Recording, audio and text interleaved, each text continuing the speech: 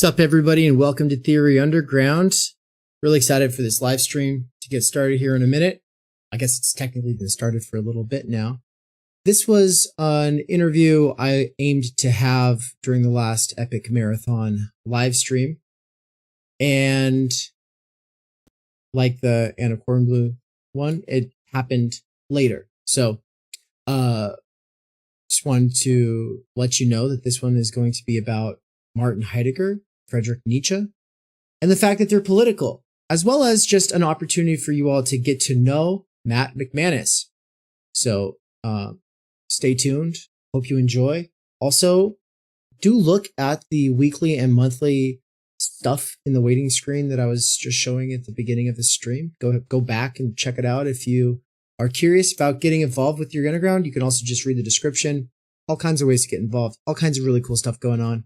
But with that, I'm going to roll the slightly outdated PSA, and then I'll be right back with Matt McManus after this.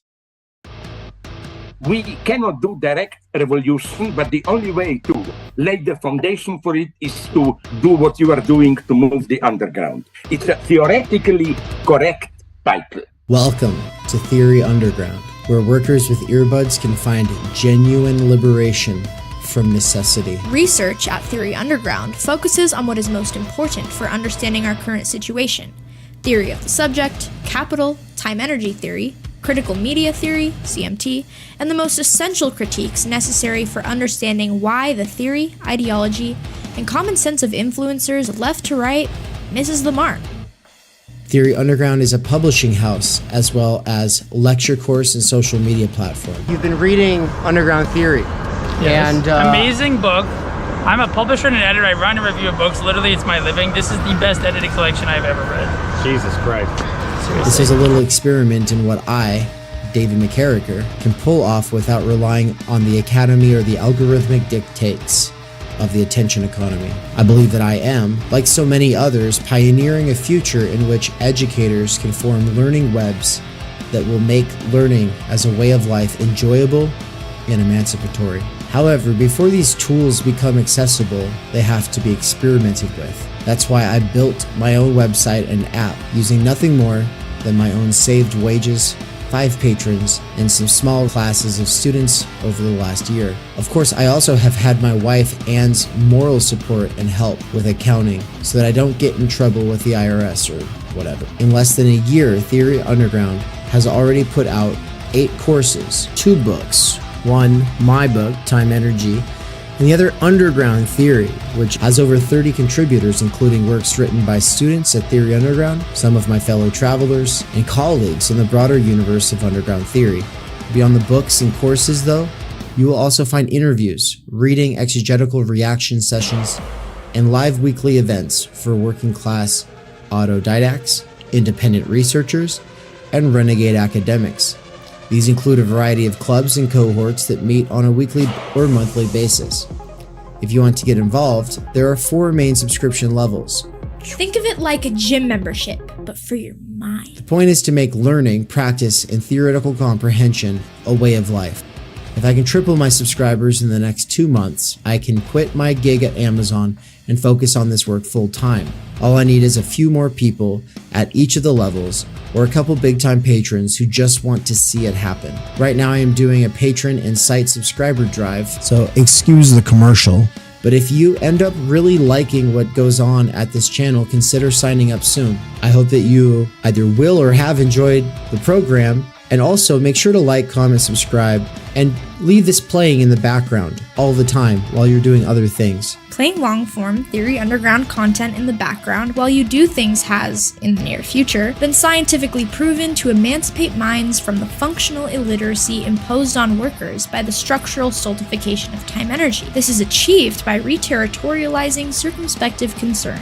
Also, to some degree, it is for the algorithm.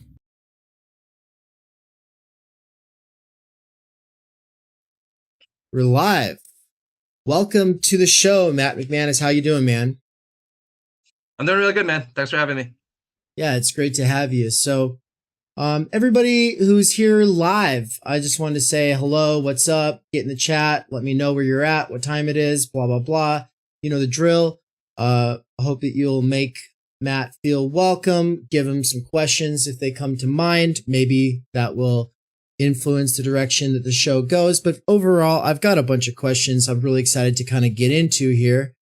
But first, Matt, I'm just going to read out a slightly modified author bio that I found for you on Routledge, I think. It goes, Matt McManus is the author of The Emergence of Postmodernity and Liberalism, Liberal Rights, a Critical Legal Argument, as well as The Political Right and Equality, Turning Back the Tide of Egalitarian Modernity, amongst other books. His forthcoming work includes the essay collection Nietzsche and the Politics of Reaction for Palgrave, MacMillan, and The Political Right and Equality. So that's a lot. And I think I repeated one of the books by accident, but yeah. So I guess I'm just interested in what you would want to add to that introduction for any of the listeners. No, that sounds great to me. I mean, the big thing I'd say is those books are pretty expensive. Before you send me any emails, I do not make any money off of them, and that's the way academic publishing works. I wish it was otherwise. So, could you get it on a library or wherever you happen to get my books? But if you want something free, just check out my work on things like Jacobin. You can find a lot of stuff there. Sweet. Yeah, nobody here is going to have a real problem with that. I mean, and that's kind of just how it goes with academic publishing, right? We're all kind of used to it at this point. Yeah, that's for sure. So, I looked at my book once and it was like $150, I think, on Amazon. I was like, I'd never fucking pay that for anything that I wrote, probably anything anybody wrote, right? It would have to be the word of God before I'd pick it up. And even then, I'd be like, God's getting a little bit big for his britches. yeah. Well, I mean, and apparently the reason that these academic publishers charge so much is because they take into account the fact that if it gets assigned, it's going to get bought. And so they're just kind of like, they find the right price point for college students going into debt, and then they just lean into it, right? Yeah, that's right. Well, I've never actually assigned any of my books. I thought I had one course where it might have worked, but the reason is I had a prof in undergrad who assigned his textbook for our class. It's a public policy book, right? Pretty dry stuff. Not a bad book, though. But anyway, it was $150, and we almost mutinied because we were like 18, 19 years old, and I was like, there's no fucking way that we can pay that.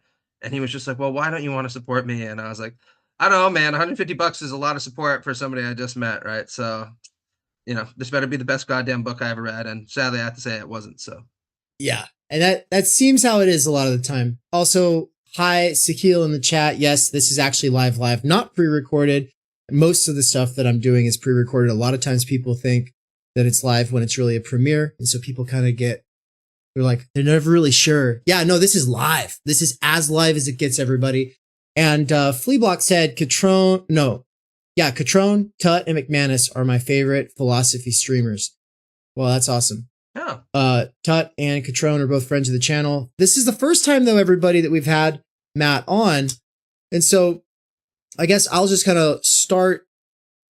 The way I think about you is like the leftist. I don't know if you describe yourself that way, but like the leftist who thinks about the right and where the right's coming from, or kind of like political philosophy for the right. Like, what are they doing? Right? Is that what you think? You like that description of your work?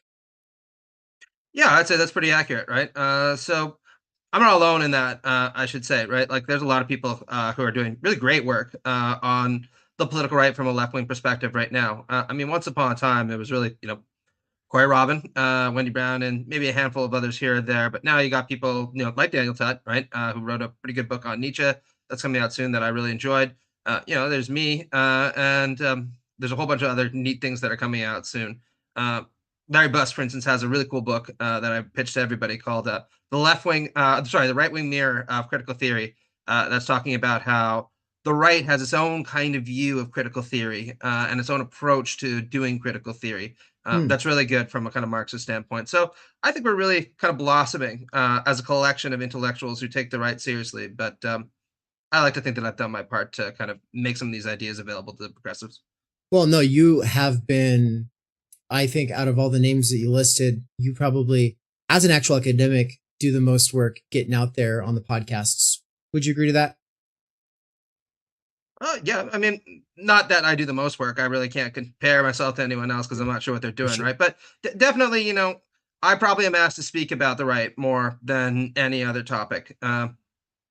Once upon a time, maybe things like postmodernity and stuff, but people just want to talk about right-wing thought with me a lot of the time. For sure. And I guess the natural first real question on my list, my bucket list here, is how did you get into that? Like, what is your intellectual journey that brought you into this sort of, I mean, in a sort of sense, niche, but like you said, blossoming field? Well, I guess there are a couple of things. I'll mention two, right? The first one was, I grew up in a pretty conservative small town, from Canada, was Stittsville, Ontario. Our member of parliament right now in Stittsville is actually the leader of the Conservative Party of Canada, Pierre Poilievre, one of the biggest assholes I know. And I met him 3 times and I hated him all 3 times, right? But, when you grow up in a pretty conservative environment with conservative friends like I had, it's not like you're unaware that this is an important ideological position, right? And, when I was 18 years old, Stephen Harper came to power. We were under conservative government. I was interested in those kinds of things early on because it was formative and influential. Same thing with, a lot of people who grew up in under the Bush administration, right, who were around my age. And then I guess the second thing that really pushed me over the edge was, as you know, in 2016, orange guy called Donald Trump won the presidency. Like a lot of people, I was quite surprised by that. In fact, I'll never forget it, right? I had a bunch of guys over at my house. We were all having a couple of drinks, and we were all bitching about, well, when Hillary Clinton gets into power, she's going to be a neoliberal. We got to push her left, and we can't push her left, yada, yada. And then you know what happens. So that was quite a shock. And I decided I really need to know more ideologically and intellectually about the political right to be able to understand what's happened here. So I started cracking open, my old PhD copies of Edmund Burke's Reflection on the Revolution in France, some stuff by Antonin Scalia, and that's really where I began. And then I just realized I was really engaged by it. I thought that there was something interesting about learning about people who thought very differently than I did, and who I thought were wrong about a lot of things, but they weren't stupidly wrong, right? They had reasons behind their positions. And then I just kind of carry forward from there, like a lot of people do. Excellent. Yeah. That's, I guess, how it's been for me as well, in a sort of sense. Except it wasn't like, I don't think Trump was the big moment that I started doing that. I think for me, it was like through political philosophy. It's probably because I had a conservative professor in the first place, but he was, he was one of those professors who's good at keeping his cards under the table and just teaching all of them, supposedly, right? And it took a while for me to realize, oh, this guy's got big time biases. And that made me more curious, for instance, about Marx, right? Because Marx kind of got left out of the whole agenda. Whereas, we spent weeks on Rousseau, and it's like, well, maybe, and I remember then even just like I was pretty new to all this, and I was like, why is Marx not getting fair treatment here? But like, we spent so long on Rousseau. And I asked a professor who was into Marx, and he's just like, yeah, Marx is a lot more serious than Rousseau in a sort of sense. Like, he's a lot more like hardcore. And I was like, really? Oh, I want to know more. And so I started getting into him. But for me, Nietzsche and Heidegger, who are on the thumbnail of this video, right? They are thinkers that I was introduced to when I would have described myself as some kind of a socialist or some kind of like really, I was just some kind of like a fusionist leftist, right? And I was like, sure, reading Nietzsche and Heidegger mainly as this, in this sort of apolitical way that was popularized by, for Nietzsche, I would say mostly Walter Kaufmann, at least most predominantly, and for Heidegger, most predominantly Hubert Dreyfus, but also like William Blattner and guys like that. And reading them in this sort of apolitical way, obviously they have their little moments where you're like, oh yeah, they don't really like equality. But I never really tuned in to thinking about them politically. And I think because some people were just like knee jerk, oh, right winger, me no likey, I would get defensive and be like, they're geniuses. What are you talking about? That's politics is not even the main thing that they're doing. But politics is kind of in their bones in a sort of sense, right? And that's a position. And I think when I reached out to you originally, that's a position I've come to more recently, is something that I said. And especially with Heidegger, right? Now, I think Tut has done a lot to popularize recently how Nietzsche really was a very political thinker. But Heidegger, I think still people are not really that familiar with him as a political thinker. They think of him as like a metaphysician almost who got duped by the politics of the moment or something. What do you think about this general situation, and what has been your intervention into it? Sure. Well, I want to say, first off, I completely empathize with the journey that you went on, right? Because that's more or less what was my journey, right? I was raised Roman Catholic, was very religious, went through the typical, existential phase when I was 18 years old and was like, there is no God and I'm abandoned and no one understands me. And I figured, well, what will I do to replace the religious faith that I lost? Well, I'll just read thinkers that seem to address the same kind of issues. And lo and behold, I went to the philosophy section at the chapters pretty close to my house, and there was Nietzsche, right? So I picked up, I think it was Beyond Good and Evil was the first one that I read, went through it, and it just blew my mind, right? Then, I went online, I did some reading, and I was like, oh, Heidegger, he seems to be somebody that people mention in the same breath as Nietzsche. Should probably read him.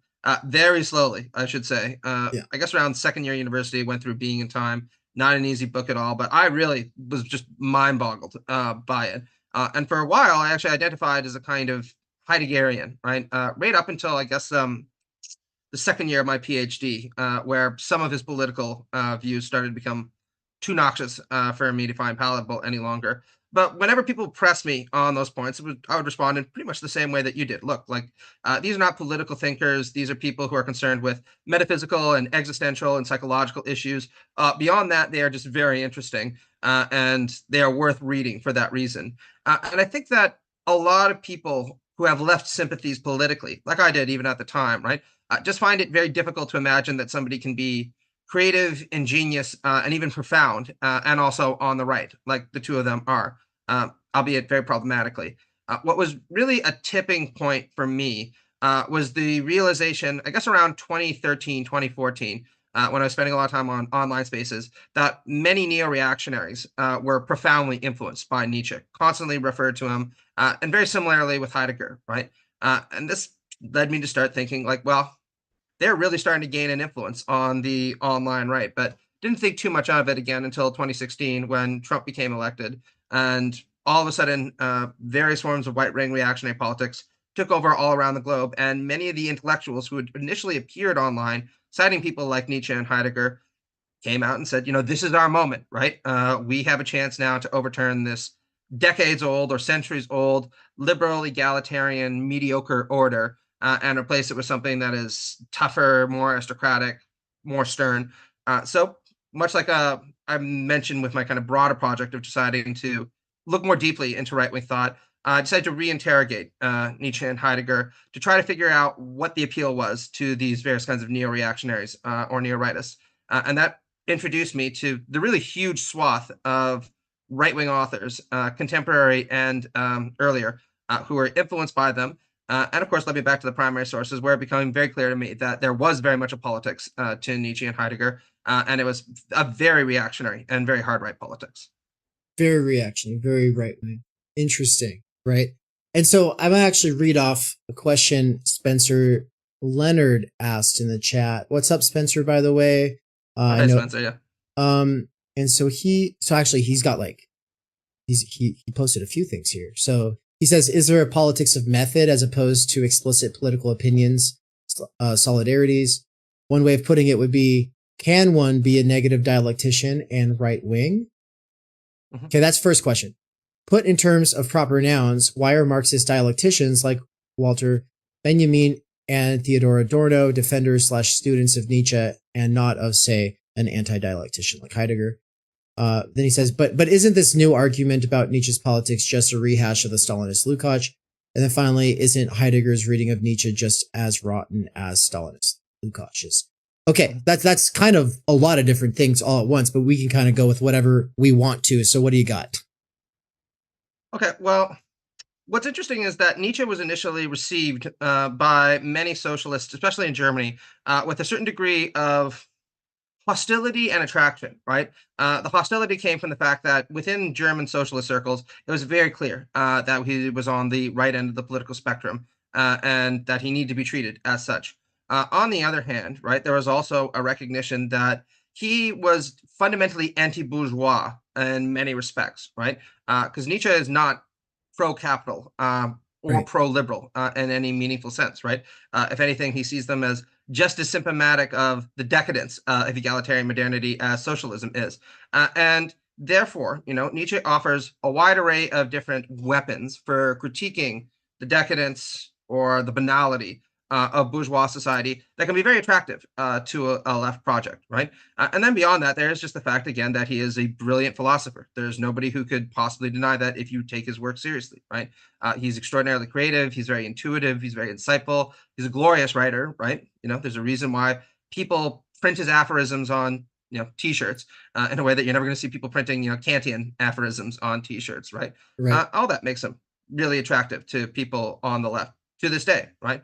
And I think that, broadly speaking, Lukács was correct in his treatment of Nietzsche, where he described him as fundamentally opposed to any kind of substantive left-wing project. I don't know if I agree with Lukács' claim that all of Nietzsche's philosophy is fundamentally oriented around anti-socialism, but it is definitely anti-left, right? But Lukács points out, look, it is important to recognize that reactionary thinkers can be insightful, that they are not just banal defenders of the status quo, the way that some vulgar socialists can sometimes understand them to be. And this means that the left has a serious obligation to understand these figures and to offer substantive and well thought out and deep critiques of them, as Lukács does, right? In a variety of different works, I should say, right? And you can see myself and Professor Tutt and a wide variety of others really now. People like Ron Bean are trying to do something very similar to that. Right. And so, I mean, and I would just say also, just from where I'm coming at things, to Leonard at least, I just want to say, yeah, man, Lukács is an interesting figure. I haven't read him enough, but when I have read him, critiquing, especially Heidegger, I felt like he wasn't taking him very seriously. And he was kind of like, oh, look at this guy. If you want to know about the inner world of the bourgeois intellectual who's a romantic, then yeah, go read Heidegger, but it's all superstructure, no base, fuck him. Like, that's kind of what it felt like. I mean, maybe I'm not doing justice to Lukács' reading. I'd be interested in what you think of that, Matt. But my basic take was like, no, man, Being in Time has transformed how I approach everything. I think it's absolutely something you have to kind of go through if you are interested in Levinas or Derrida or Merleau-Ponty or Sartre or really just anybody in the French scene, which, and when I say the French scene, why do I care about the French? I'm not a Francophile. It's because I think that's where philosophy went after World War II. It went there. Like, and so if you want to know about philosophy in the 20th century, you got to pass through Being in Time. But it's not just because, it was influential. It's also because its intervention brings into stark relief so many of the things that we take for granted that we never really think about, right? Like in a way that no other philosopher's done for me, really. I don't know. I guess I'll turn that into two questions for you, Matt.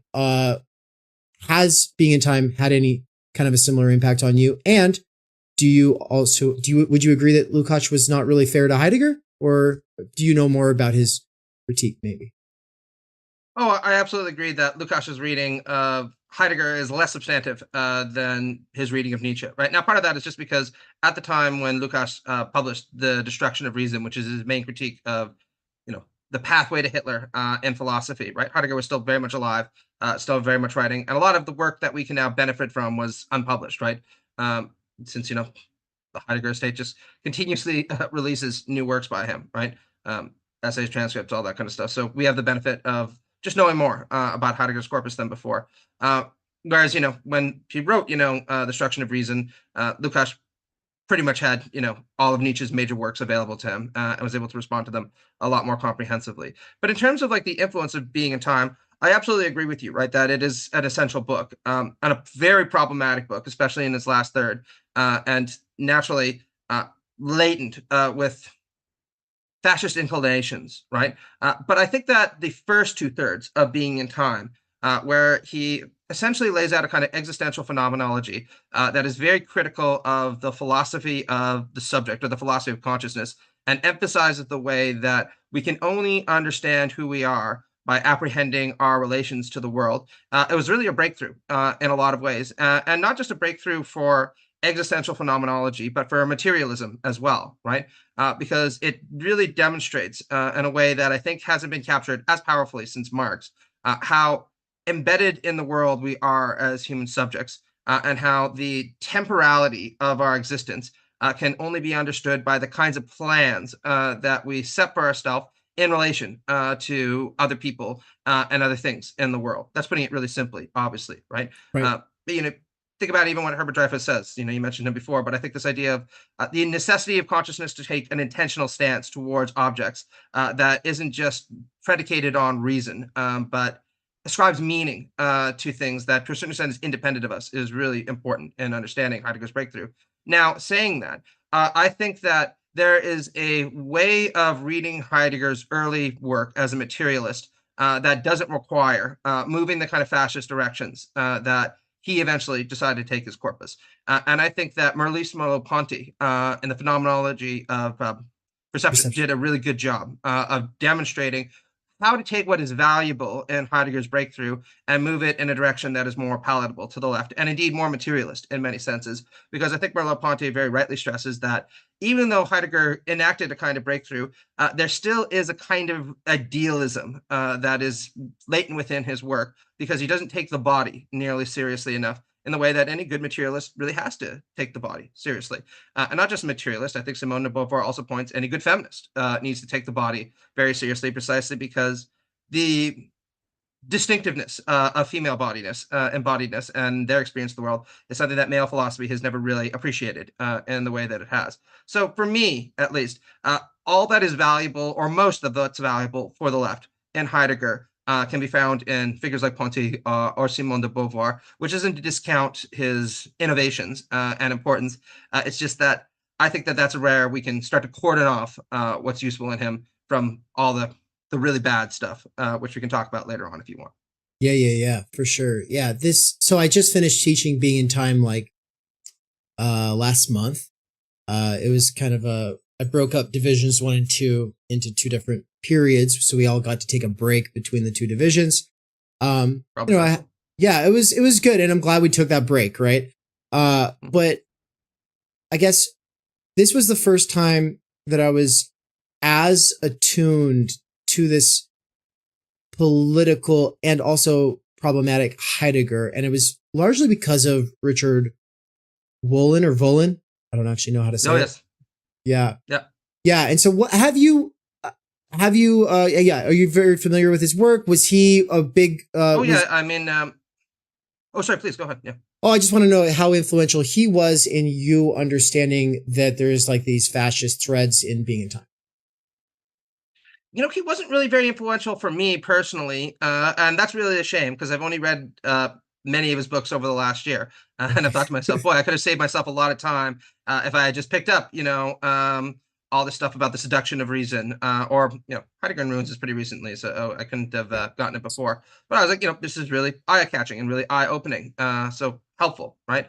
And I largely agree with his thesis, right, that when you get to the last third of Being in Time in particular, all the material about authenticity and death, it is easy to read this as a kind of apolitical project that is describing, if you want, an anthropology of human beings. And to a certain extent, it is doing that.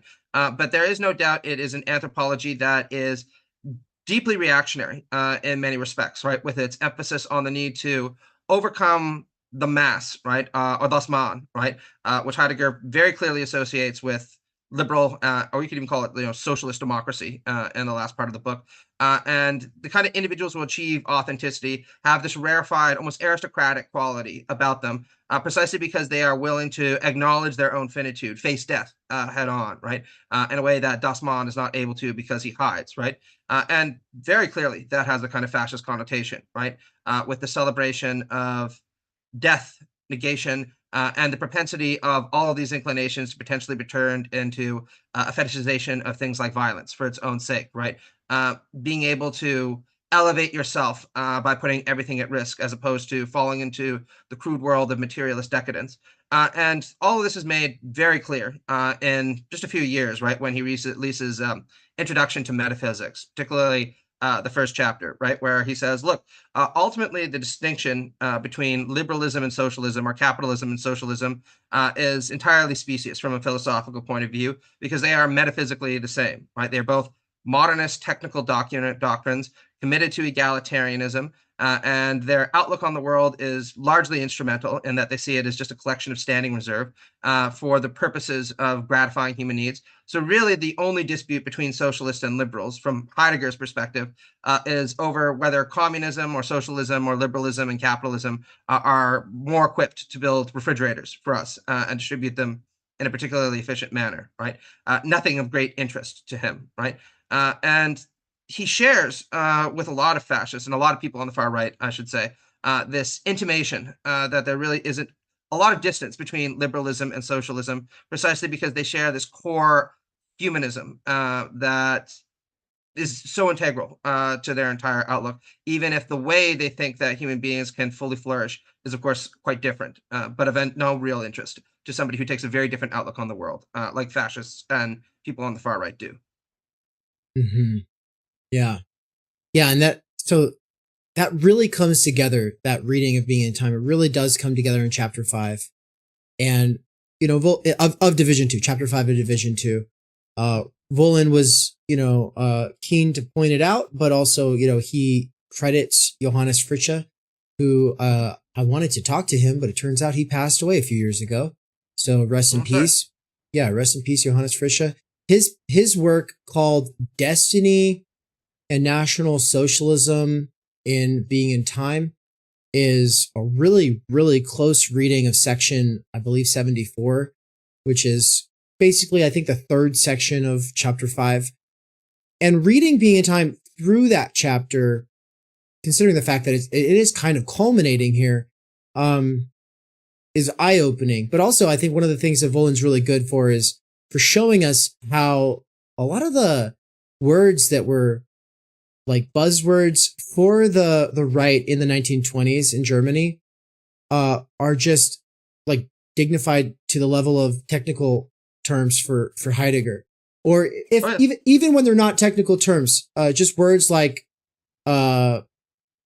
uprootedness or rootedness in soil. These are words that almost get completely whitewashed from the Macri and Robinson translation. I don't think they're in the Joan Stambaugh either. You might find a couple of references to rootedness, but Bodenständigkeit often will get turned into something else, and Bodenlastigkeit, or however you say it, but basically uprootedness gets translated into freewheeling, right? And so like there's like this sort of tone and also this context that really gets sort of washed away. But I want to go back to that your point about how Heidegger sees liberalism and socialism as basically the same thing from his standpoint, right? Mm-hmm. Something Bourdieu says in his book about the political ontology of Martin Heidegger, Mm-hmm. that like I remember like the first time I heard it, I was like, what? He says that the Soviet Russia, I don't know if he was calling it socialism or if he was just saying the Soviets, I forget exactly the wording. But Bourdieu quotes Heidegger as saying that it's not actually anything other than a worker-owned capitalism.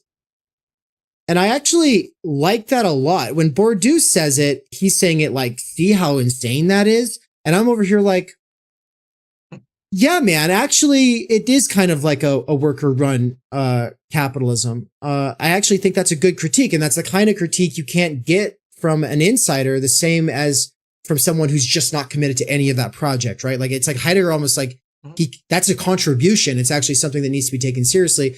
But do you take issue with it, or do you think that there's something to it? No, I think there's a lot. Sorry, go ahead, please. Oh no, yeah, just this idea that Soviet Russia really was not an alternative to capitalism. It was just worker-run capitalism as opposed to capitalist-run capitalism.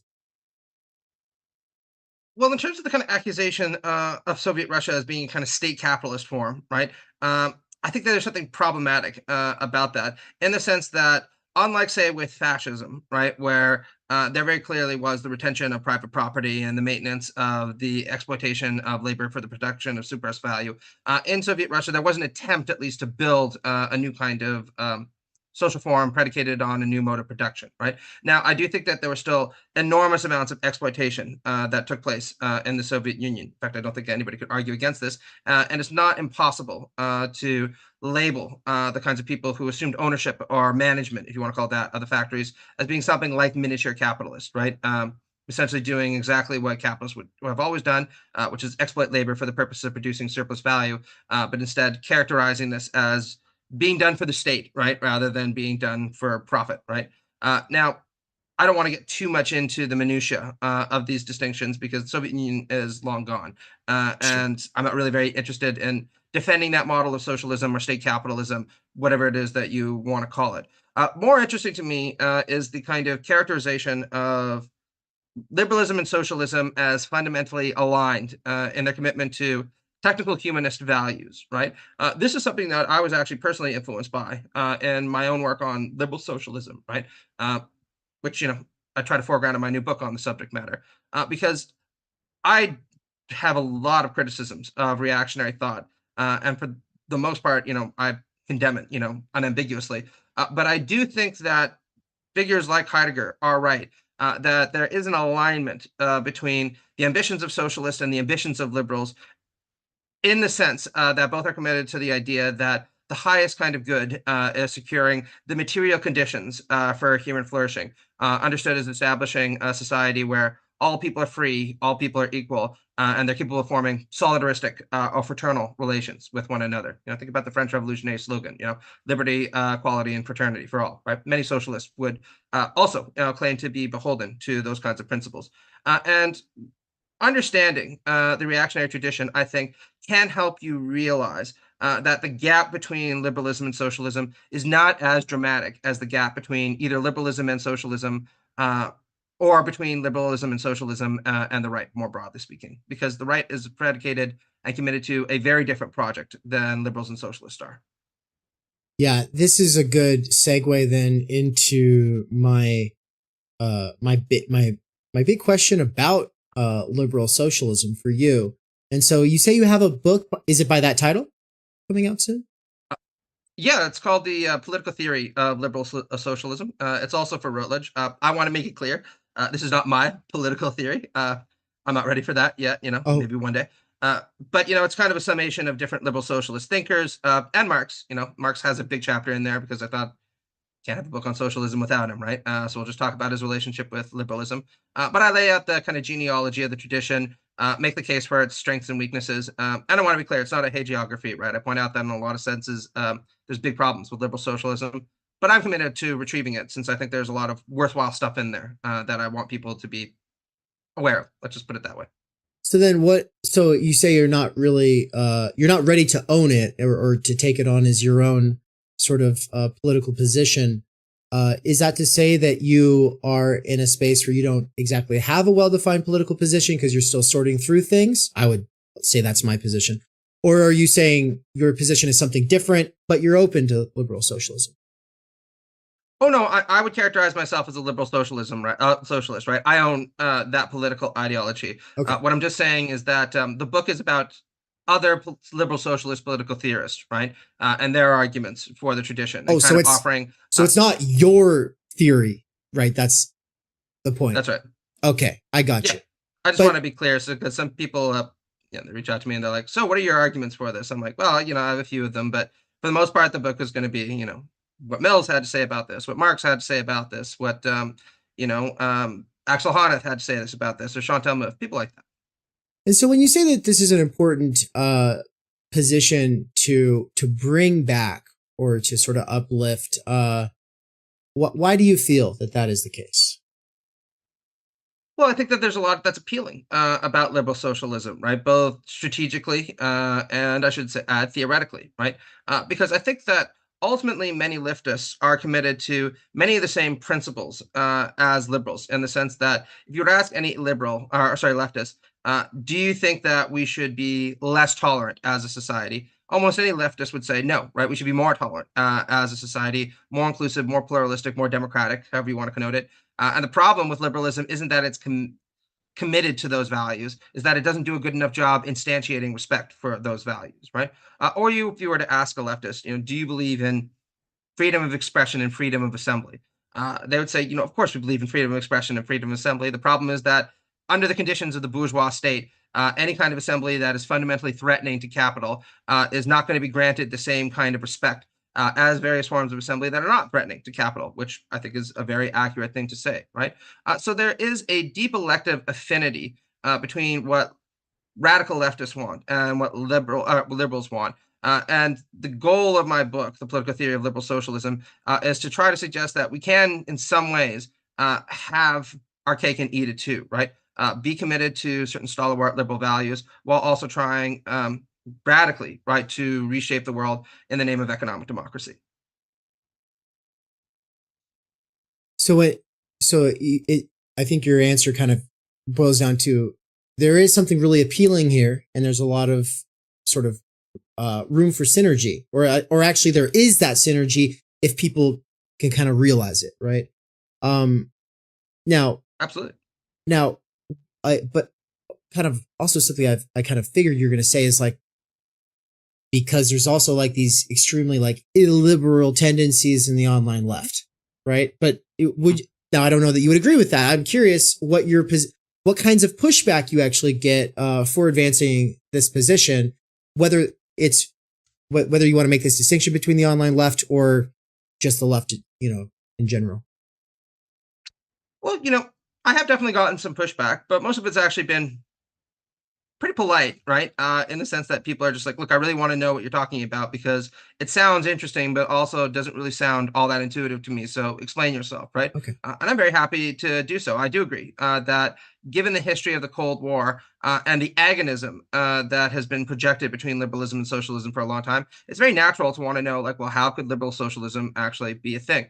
And what I try to demonstrate in my book is that it is a thing, right, that has deep theoretical roots and many very impressive luminaries and proponents, right? So just to kind of give a sense of the genealogy in the book, it goes all the way back to people like Mary Wollstonecraft and Thomas Paine, who I claim are important predecessors both to liberalism and socialism in their modern forms, right? I'll just use Paine as an example, right? So Thomas Paine was a vigorous proponent of the American Revolution, in many ways, the quintessential liberal revolution. He wrote a glittering pamphlet called Common Sense, where he skewered the aristocracy and the king and said, clearly a representative form of government is the one that is most appropriate to any kind of mature people in society. And sold bananas copies during the Revolutionary era, and he became, for a little while at least, a hero to the American revolutionaries. And if that was all the story that could be said about him, he'd be, important pamphleteer, somebody who's impressive as a rhetorician. But then he goes to France during the French Revolution, and he pens a book called The Rights of Man, right? And The Rights of Man is in two parts. The first is a scathing critique of Edmund Burke and Edmund Burke's reflections on the Revolution of France, which I think everybody should read, right? Because it's still one of the great critiques by a leftist of a major conservative thinker that you can read. It's funny, it's smart, it's extremely sardonic, right? Really a model for what people like me, when I get in my mode of, I got to critique the right, try to emulate, right? But the second half of the book lays out a kind of new argument for why it is that just trying to achieve political equality in the way that Republicans or proto-liberal revolutionaries have wanted to achieve isn't enough, right? If we're really going to achieve equality, then it is necessary to take more dramatic steps to rectify inequities in property, right? And Paine really quite radically says, look, the mistake of earlier revolutionary thinkers is to assume that there's something natural about property, right? And that the goal of the state is just to respect existent property rights and not violate them. Actually, Paine says, especially in Agrarian Justice, a pamphlet that was written shortly later, that property is fundamentally a social institution, right? You only have property in a social setting. And so consequently, if you own property, you owe society a very serious debt for being able to enjoy that good. And he points out that people who have accumulated an enormous amount of property from society owe society an enormous debt on that basis, right? And then he justifies, this very, very robust, certainly for the time, scheme of welfarist redistributions to provide things like universal education, pension plans for the old, unemployment insurance for a lot of people, right? Nothing that, by 21st century standards we'd say is, all that epochal. But you got to think by the 18th century, or for the 18th century, this was mind-boggling stuff, right? The idea that we're not just going to have an egalitarian Republican state, but we're going to have a state that's going to redistribute wealth from the upper classes to the lower classes. A new idea, right? And then later on, the tradition matures, I argue, with the writings of people like John Stuart Mill. So John Stuart Mill, some of your listeners might not know, famous liberal thinker, author of On Liberty. Also, I should add, a horrible imperialist, right, which I criticize him for in the book. But he had a lot of good things about his thought as well. And he also argued that the full instantiation of liberalism required a commitment to socialism. And he even identified as a socialist in his autobiography, saying that the problem with liberals is that they were the reformers and the radicals of yesterday, and socialists are the more farsighted, is his terminology, successors. So he's planting his flag firmly in their camp. And then the book goes forward from there to talk about other major figures in the tradition of liberal socialism. And who was that? That's John Stuart Mill. That was John Stuart Mill. Okay, but we started with Thomas Paine. Yeah. And I just want to say hats off to you for promoting this. I think it's amazing. Like, not enough people talk about Thomas Paine as, I mean, in a sort of sense, like the father of UBI, right? So, awesome. I think this argument that the earth is not naturally divided up under any people and that you're born into it and it's already carved up, like the pie's already been divided and then you're born into it. Therefore, people who own the way that it is currently carved up should probably owe you something because you were born into this earth, right? Like, great argument. But I actually haven't read that work. And I've always kind of, for some reason, I haven't gotten around to reading Burke, and I didn't know that Paine wrote this amazing critique of him. So it's like that. It's kind of funny that piece of my political philosophy was left out of the syllabus, really, in my college education. He's so funny when he's criticizing Burke, man. Like at one point he sits there and he's like, Burke cares a lot about the feathers, the plumage, like the royalty and the aristocracy, but he cares nothing about the dying bird, by which he means, the populace that is literally starving, right? All kinds of just scathing one-liners, knockdown arguments, points out that, Burke will often sit there and talk a big game about the importance of history, but then he says, well, don't look too deeply into the origins of the monarchy because there are problematic things that you might realize if you look too deeply into that. And Paine is like, yeah, 100%, because when you look too deeply into the origin of the monarchy, you realize that the only reason we have a British monarch is because William the Conqueror decided, hey, I'm going to go fucking take what that guy has because I want it instead. Killed a couple of thousand Englishmen and then put his ass on the throne. That's the origins of the English monarchy. Nothing all that auspicious or all that impressive when you really think about it, right? So yeah, just a great piece of writing and a fantastic critique of the political right in the 18th century that everybody should read, if only because it's pretty fun stuff. So what do you think of this argument, or at least like this popular idea that the human rights discourse is inherently anti communist or something? I don't know. Like you've probably heard more versions of that argument than anyone else at this point. I was just wondering if you'd like to speak to it. Well, I think there is some truth to that, right? So Samuel Moyn, who I'm a big fan of, right, and was a huge influence on the book, wrote a very good book called Not Enough, right, which is a sequel to his other earlier book, The Last Utopia, both of which are on human rights. And he points out that the popularity of human rights really surged in the 1970s in liberal democratic states, precisely as socialism was losing a lot of its appeal around the globe as the world, as the kind of main Trojan horse for advancing radical egalitarian politics. And the reason Moyn makes this claim, as he says, characteristic of the discourse around human rights in the 1970s was this idea of establishing a social minimum, right, where we would have a humane society, people would be entitled to certain kinds of services from their government, things like healthcare, right? But we wouldn't get too ambitious in trying to achieve equality, precisely because, from Boyne's standpoint, many people were becoming increasingly critical of socialism, saying we can't have much more than the kind of minimal state or minimal welfare state that provides protection for human rights, because going any further than that will lead us in the direction of Soviet or Maoist communism and totalitarianism. And in that respect, I think that the discourse of human rights could become, or did become in many respects, a major barrier to trying to advance more radical kinds of politics, right? So I'm sympathetic to that argument. On the other hand, right, what I am not sympathetic to are essentialist accounts of rights that hold that they inexorably have to be aligned with anti-leftist, or at least a leftist kind of projects.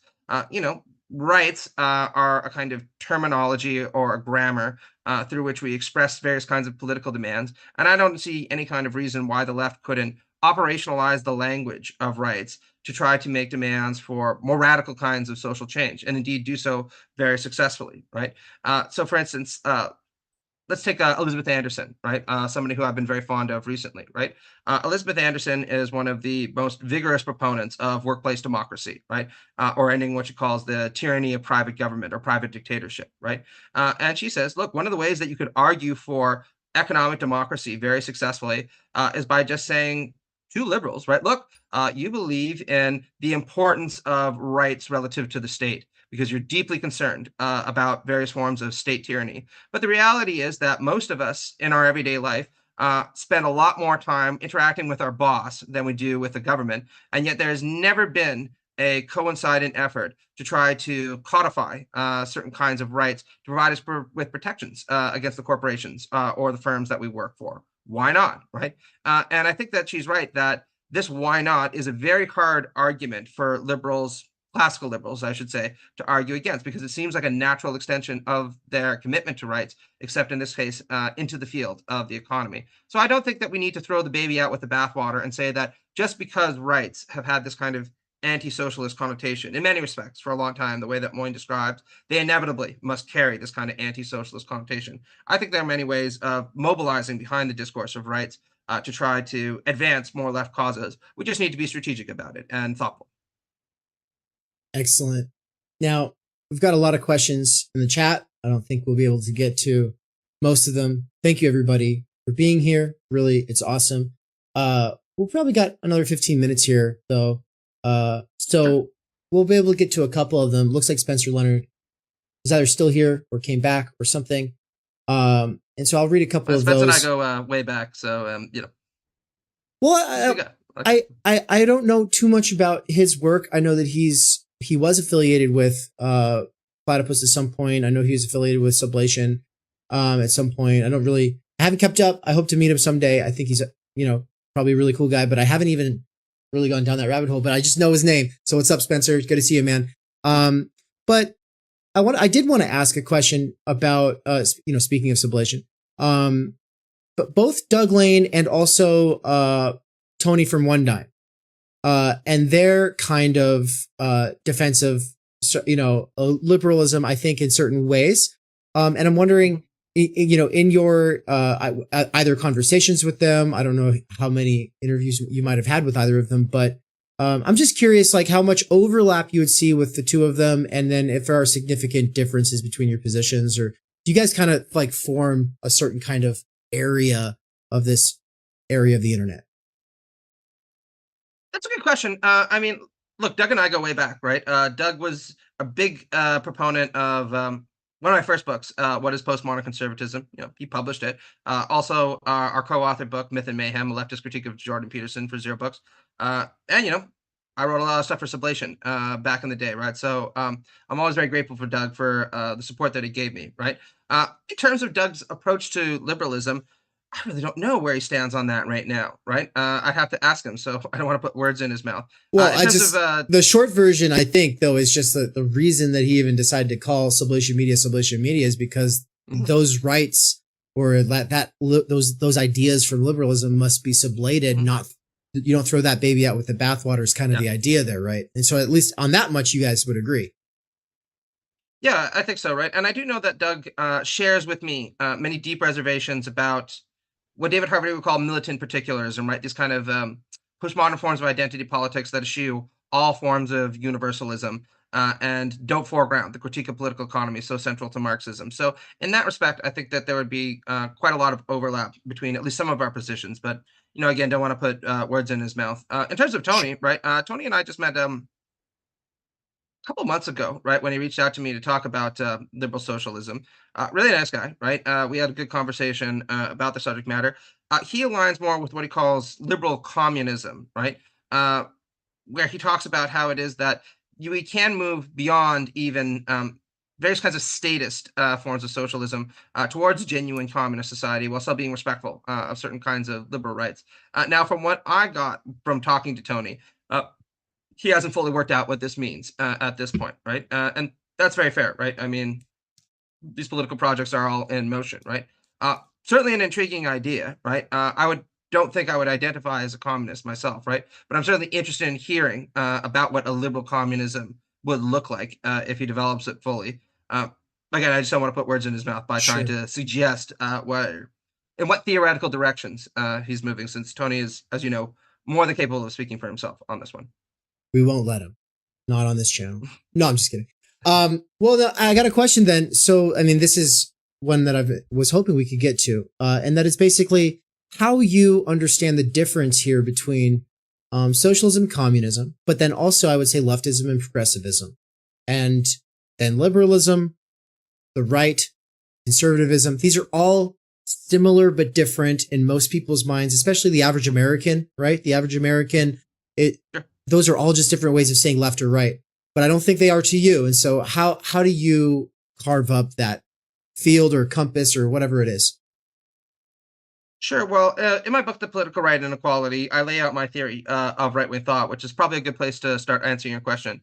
And I posit the idea that the right is in many ways committed to a much older ideal of political society than either liberals or socialists, because they're committed to the idea that there are, to use Hayek's term, recognizably superior people in society, right? These recognizably superior people possess superior degrees of virtue, or they're more intelligent, or they're more talented, or they're more ordained, or they're ordained by God to rule. There are all kinds of different flavors in which this notion of recognizable superiority comes in. But the idea is that a good society is one that allows the recognizably superior members of that society to rule, right? And also grants them more status, more power, more wealth, of course, because they are the ones who are better equipped to make use of those. And as I point out in the book, this is in many ways, again, a very old idea, right? If you were to go to Aristotle's Politics, for example, not to knock Aristotle, right? Huge influence on Marx and a variety of leftists, and I acknowledge that, great thinker, right? But in the Politics, you can really see this view of society as predicated on what Charles Taylor calls a model of hierarchical complementarity, right? The idea that society should be viewed as a pyramid with the recognizably superior people at top, some people in the middle because they possess a degree of deliberative reason, and then natural slaves or the working classes or the working orders at the very bottom who possess or very little deliberative reason, if any, and don't need any kind of political power or status because their jobs is to, clean the toilets, reap the grain, that kind of thing, right? Brain fart there for a second. And this model of society is predicated on hierarchical complementarity, was extremely attractive for a very long period of time and remains an object of fixation for many conservatives, right? But what starts to occur with the advent of modernity, particularly, at least in political theory and the writings of figures like Locke or Hobbes, is a very different view of human beings and a very different view of society, where Hobbes launches a devastating critique of Aristotle, where he says, look, no, there is no recognizably superior people. All human beings are animals, right? We're mostly water, and a collection of hydrocarbons with electricity running through us. And yeah, the odd person might be a little smarter than the next one or a little stronger than the next one, but not in any way that is meaningfully impactful for politics. Because you might be a little bit smarter than the next guy, but relative to the vastness of knowledge that you could be aware of, even Einstein doesn't look all that impressive compared to a janitor, right? He only looks all that impressive compared to a janitor because Einstein is just being compared to the janitor rather than compared to the vastness of knowledge that one could possibly possess, right? So from this view that human beings are fundamentally equal in the state of nature, you find this idea that political society should retain high degrees of equality when it becomes instantiated and we transition from the state of nature towards civil society, right? Now, of course, we all know that the classical liberals weren't really committed in a deep way to all forms of human equality.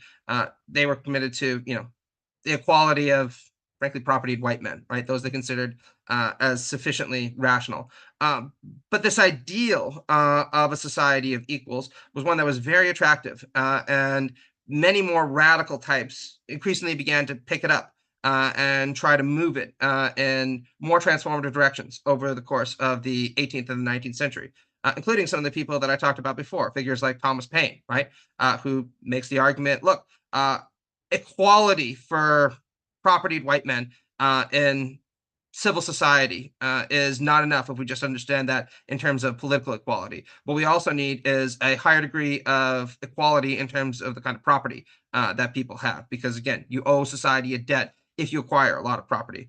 Or another person that figures in my book is Mary Wollstonecraft, right? Mary Wollstonecraft, also extremely critical, I should add, of inequities of property in some of her correspondences from the Nordic countries. She actually describes capitalists as akin to like a fungus that is mushrooming across Europe and taking without giving a lot back. But of course, she's most famous for saying, look, you liberals or proto-liberals at the very least are very committed to this idea of equality for men. But why not women, right? Women clearly possess the capacity to develop their higher order interests and higher order faculties. Why should they be denied that opportunity if you think it is so central for us to launch these revolutions for you to be able to obtain them? And it's a very good argument, right? And socialists, of course, pick up a very similar kinds of project beginning in the 19th century and moving forward from there. Now, I don't want to say too much more about this, but there's a kind of through line that I'm drawing here between this liberal commitment to equality and the socialist commitment to higher or more advanced forms of equality, where that is symbiotic, right, and genealogical, whereas the political right is not committed to equality to nearly the same degree as both liberals and socialists are, because they do believe that there are recognizably superior people in society, and there's nothing wrong with them having more, okay?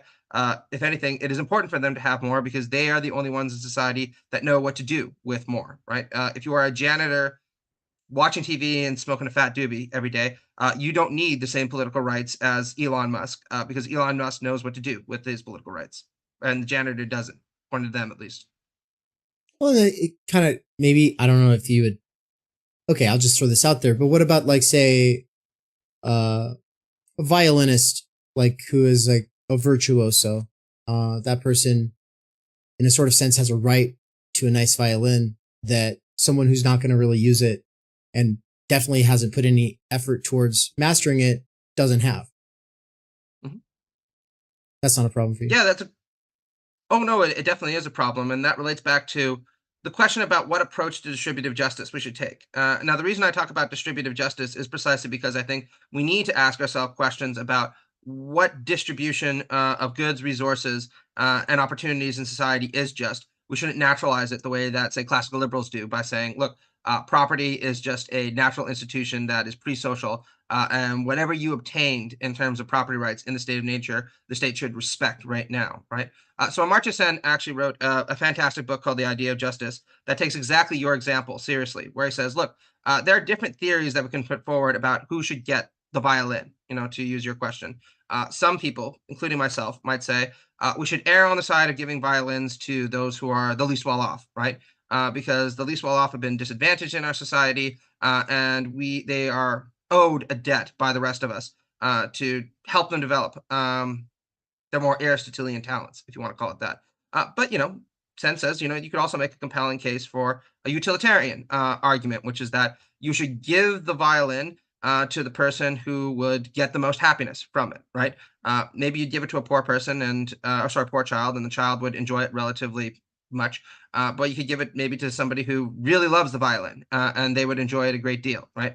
Or even master it, because they poured a lot of time into it. And then there's another theory, which is that you should adopt a perfectionist approach and give the violin to the child who could potentially be the best at playing music, right, or playing the violin. Now that's different than utilitarianism, because the person who enjoys playing the violin might not necessarily be the one who's best at it, right? We all have that friend who really loves playing guitar, but is never exactly going to be in a rock band, right?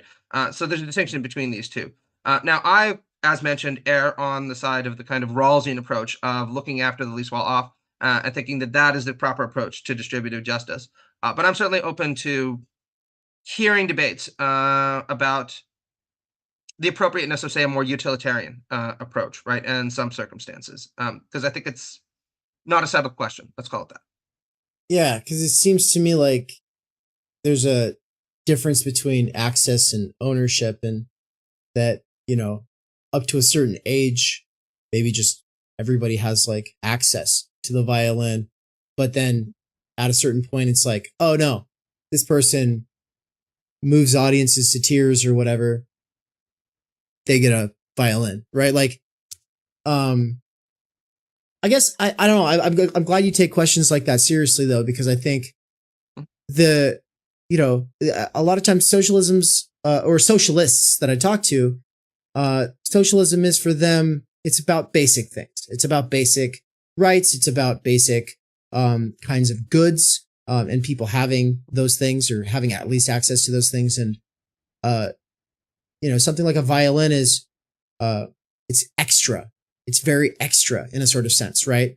To the point where some people, the world that they'd want to live in, would there even be violence? You have to wonder. And I think that's what Nietzsche was worried about. He's worried about a world where there's not going to be violence, because no one's going to have leisure time, and great art won't exist because the levelers are going to bring everything down to the point where we're all just living out of the mud. Like, this is kind of what he thinks. This is what he's worried about.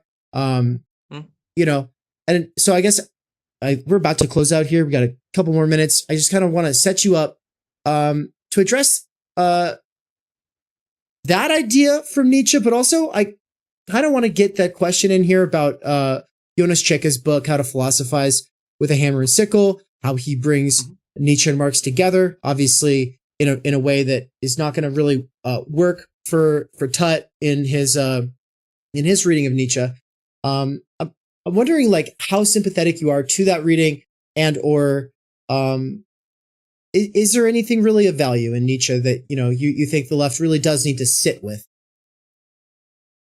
That's a great question. So it's funny you mentioned that. I wrote a review of Jonas's book back in the day for Jacobin that people can still check out. It was largely positive, right? I mean, I thought it was a very creative, very well written book. I also had a conversation with him for Plastic Pills where we talked about his book, and we had a bit of a back and forth on this. So if people want a more sustained discussion of that by me on that book, they can go check those two things out.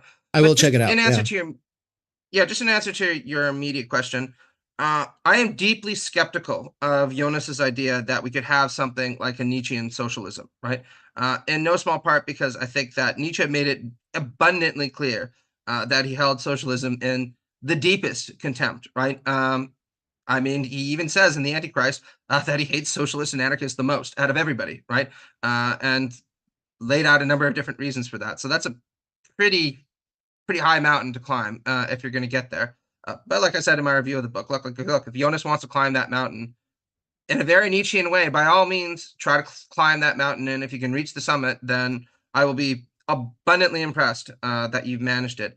In terms of my own appreciation for Nietzsche, look, in my book, The Political Right and Equality, I point out that Nietzsche is, without a doubt, the greatest thinker that has emerged on the political right.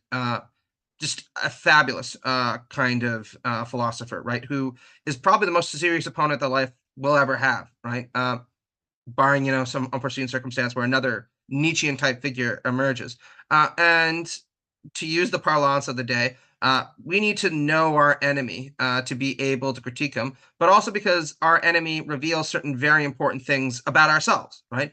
So in terms of what I take from Nietzsche that has been formative for me, I suppose I can I take two things, right? The first is, again, this point that Nietzsche consistently brings up, which is that there is a deep elective affinity between liberalism, socialism, and democracy, in the sense that all our modernist doctrines committed to a certain kind of equality, hostile to aristocracy, and consequently, right, that they often bleed into one another in terms of their outlooks and the kind of policies and politics that they support, right? I think that that is something that the left would benefit from understanding at a deeper level. And then I suppose the second thing that I really take away from Nietzsche, that I don't know that you can get to the same degree in, let's say, Marx, right, is the importance of liberalism, and let's call it the dialectic of secularization, and inducing the advent of modernity and postmodernity. I still think that there is this tendency on the part of many on the left to see religion as epiphenomenal or superstructural, right? Kind of an echo of vulgar Marxism. And I stress vulgar Marxism because I think Marx's own views on this were quite a bit more complicated and richer, right? If you think about some of the stuff about religion being the heart of a heartless world, right? In his early humanist work. But, you know, what Nietzsche consistently stresses, right, is that secularism was not something that happened to Christianity, right? It was something that emerged from Christianity, right? As he puts it, you know, in one of the most striking passages of the Genealogy of Morals, Christianity wasn't destroyed, it self-imploded, right? Because this yearning for truth that is so central to the Christian ethic led Christians to continuously push themselves in the development of things like the natural sciences, in the development of things like metaphysics, until they finally came to what he calls their most striking inference, right? Which is the inference against themselves, right? Asking about the truth of Christianity in the name of showing fidelity to this Christian ethic, right? And I think that there has been some very interesting work done by people like Charles Taylor, right, in his book, The Secular Age, that takes up this question of the importance of secularization theory for the advent of modernity and tries to demonstrate its significance for what we might call a left communitarian project, right? I'm very engaged by that, and I think it's a startling realization on Nietzsche's part to foreground these kinds of claims in a way while still arguing for atheism very militantly, right? And that's something that has been deeply impactful on me, and I would hope would be deeply impactful for other kinds of leftists as well. Oh, sorry, I can't hear you. Oopsie. All right. So I've got a double question, and then you can kind of turn it into your closing statement if you want. Sure. Or, we can take a few more minutes here. But basically, oh, and by the way, Spencer, I messaged you. Check it out. But okay, because he's still in the chat, everyone's like, you need to go on the stream. You need to. So Spencer, we'll talk. But maybe for a post game today, I'm down. But anyway, so really quick here, Matt, two questions. So, and they're related. First is by Michael Downs. I don't know if you're friends with him or not, or if you know him on Facebook or whatever, but he's the author of the Dangerous Maybe blog. He's a big time friend of the channel and a personal friend. But he taught a course here at Theory Underground, called Intro to Nick Land. And, he's not a Landian, in any real sense of the term. In fact, he's about to publish a huge critique, in a couple of days, but also I think he's more sympathetic in the sense of like, we need to take this guy seriously. We can't just dismiss him and act like he's Voldemort, which is kind of how he became at a certain point. But you had said, Nietzsche's the greatest thinker on the right. And so and maybe someday we'll see someone like that again. And I think it's not a leap to say that Nick Land is probably the most well-known right wing in a sort of sense, Nietzschean. And then I would say Dugin's probably the most well-known Heideggerian as far as the right goes. Whether he's a good one or not, that's a whole other question. But so we actually got Slavoj to agree to do a debate with Nick Land. Whether it's actually wow, cool. Yeah, whether it's actually going to happen or not is kind of dependent on Slavoj's health as well as Land's response, because they were both kind of down and now they're both kind of hard to get a hold of. But basically it might happen, and it might happen this year. But with all of that said, the other question is just really about, you take reading the right seriously. But I'm curious if you engage with the right, like through actual dialogue. Do you actually have conversations with right wingers? At what point do you draw a line in terms of who you will talk to, who you won't talk to? So really, this is two questions. One is just about Land as a Nietzschean. The other one is about who you will or will not talk to, where the line gets drawn for you. Because I can think of at least one person I'd love to set up a conversation with you to have. who's not exactly a leftist. I mean, he's not a Landian either, but I just kind of want to get your general where you're coming at this from when it comes to that. Well, look, when it comes to this, I tend to be non-puritanical, right? I think that people need to draw these lines for themselves and try to figure out what they are comfortable doing in the name of dialogue and debate. I mean, personally, I have dialogued and debated with a wide array of right-wing thinkers, right, and figures, right? This includes people like Sorba Murray, right? I had a debate with him in Washington, D.C. Back in December over post-liberalism and its discontents. This was for the Center for Liberal Studies, and actually, and for people who don't know, we got along. And for people who don't know, that's like the main guy over at Compact. He's a Catholic Syrian dude. I don't really know too much about him, except I did read his Iranian. Iranian, and I did read his The Unbroken Thread a long time ago, and he's a fascinating guy. So I didn't know that. That's amazing that you had that conversation with him. So I'll have to look that up as well.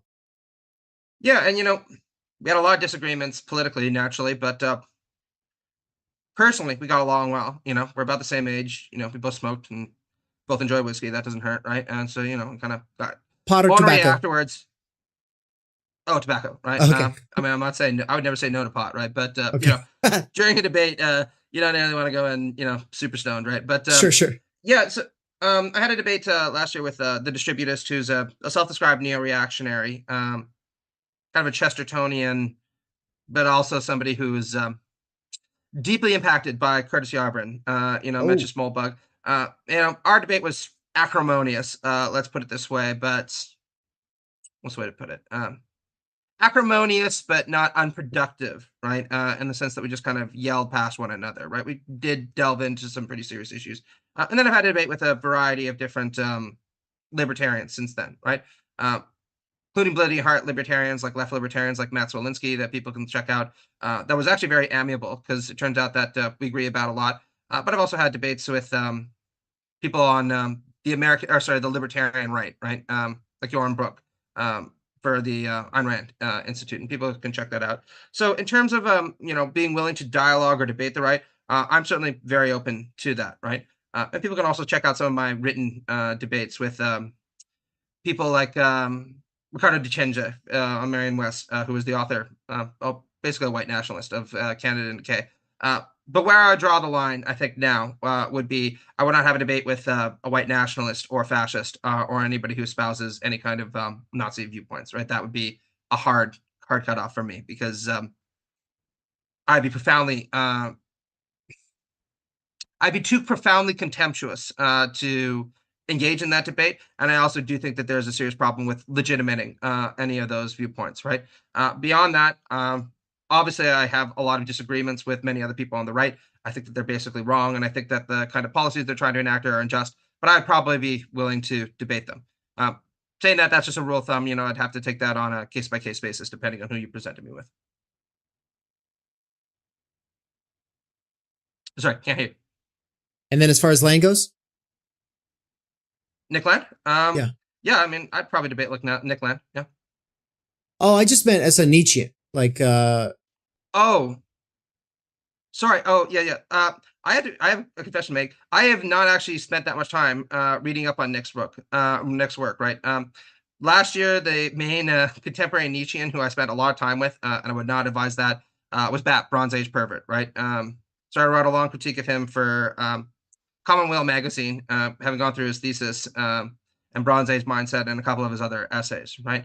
So actually this year I do plan on getting around to writing a critique of Land, maybe next year, depending how long it takes for me to read a lot of his works. But there are a lot of reactionaries out there, and I'm trying my best to go through them one at a time. I just had a piece come out in Jacobin today about Thomas Sowell, right? So,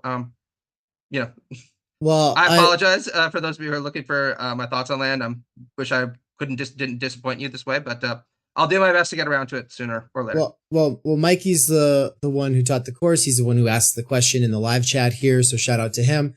But I think nobody has made it sort of crack the code when it comes to those CCRU people, much less Land, better than Mikey. He's very good at making things accessible, and so I'd just like to gift to you the Introduction to Nick Land course. I'll just give you the playlist, and you can get to it on your Thanks. own time. Yeah, man. It's just a gift for spending this time with us.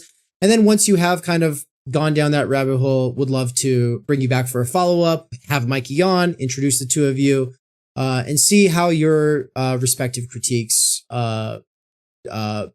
overlap and diverge, you know? But with that, it's been awesome having you on, man. Really do appreciate you Thanks, man. taking the time to come on here. I know you were busy. I just found out, everybody, before I brought him on. He's teaching like 5 classes right now. Very busy guy. So give it up. Thank you. Yeah, thanks, boss. Take care of yourself. And yeah, it was a lot of fun. Anytime, just give me a shout. Yeah. All right. Well, take care. Everybody, make sure to check out Matt's books. Thank you so much. Peace. Peace. And then for everybody, what I will say is, so I'm going to probably be bringing on Spencer Leonard here in a minute for a sort of post game. I'm just going to roll a PSA and then I will be back after this. Be advised, this PSA that I'm rolling is outdated. The app is going the way of the dodo. Do not take it seriously. Do not get invested in it. The only way that I'm going to end up having my own app is if I have a team of programmers, because trying to run it on my own is no go. I got to prioritize my sanity and my time and my energy. So with that, we'll be right back after this PSA, hopefully with Spencer Leonard. All right. Peace. Peace.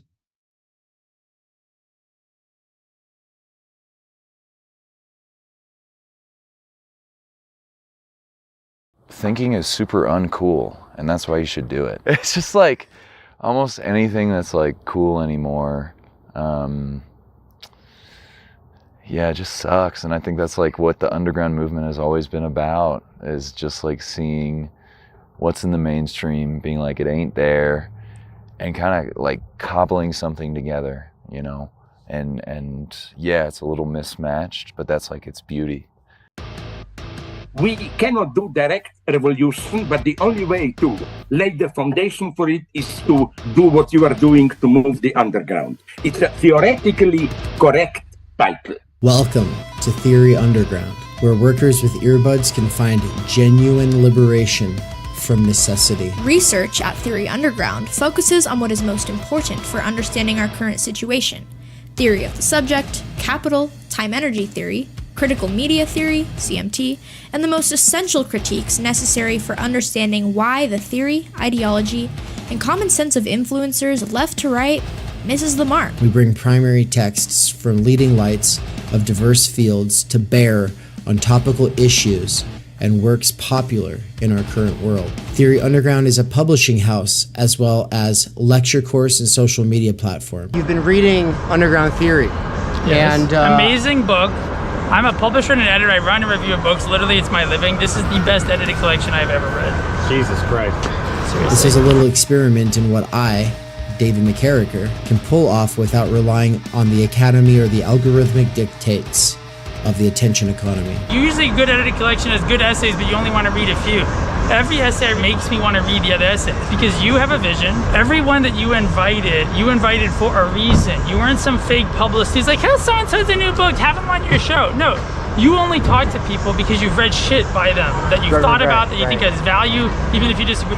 So I think that's what's amazing. I believe that I am, like so many others, pioneering a future in which educators can form learning webs that will make learning as a way of life enjoyable and emancipatory. However, before these tools become accessible, they have to be experimented with. That's why I built my own website and app using nothing more than my own saved wages, 5 patrons, and some small classes of students over the last year. Of course, I also have had my wife Anne's moral support and help with accounting so that I don't get in trouble with the IRS or whatever. In less than a year, Theory Underground has already put out 8 courses, 2 books, one, my book, Time Energy, and the other, Underground Theory, which has over 30 contributors, including works written by students at Theory Underground, some of my fellow travelers, and colleagues in the broader universe of underground theory.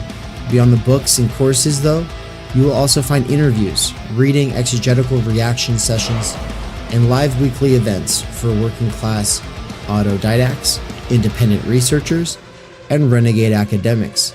These include a variety of clubs and cohorts that meet on a weekly or monthly basis. If you want to get involved, there are 4 main subscription levels.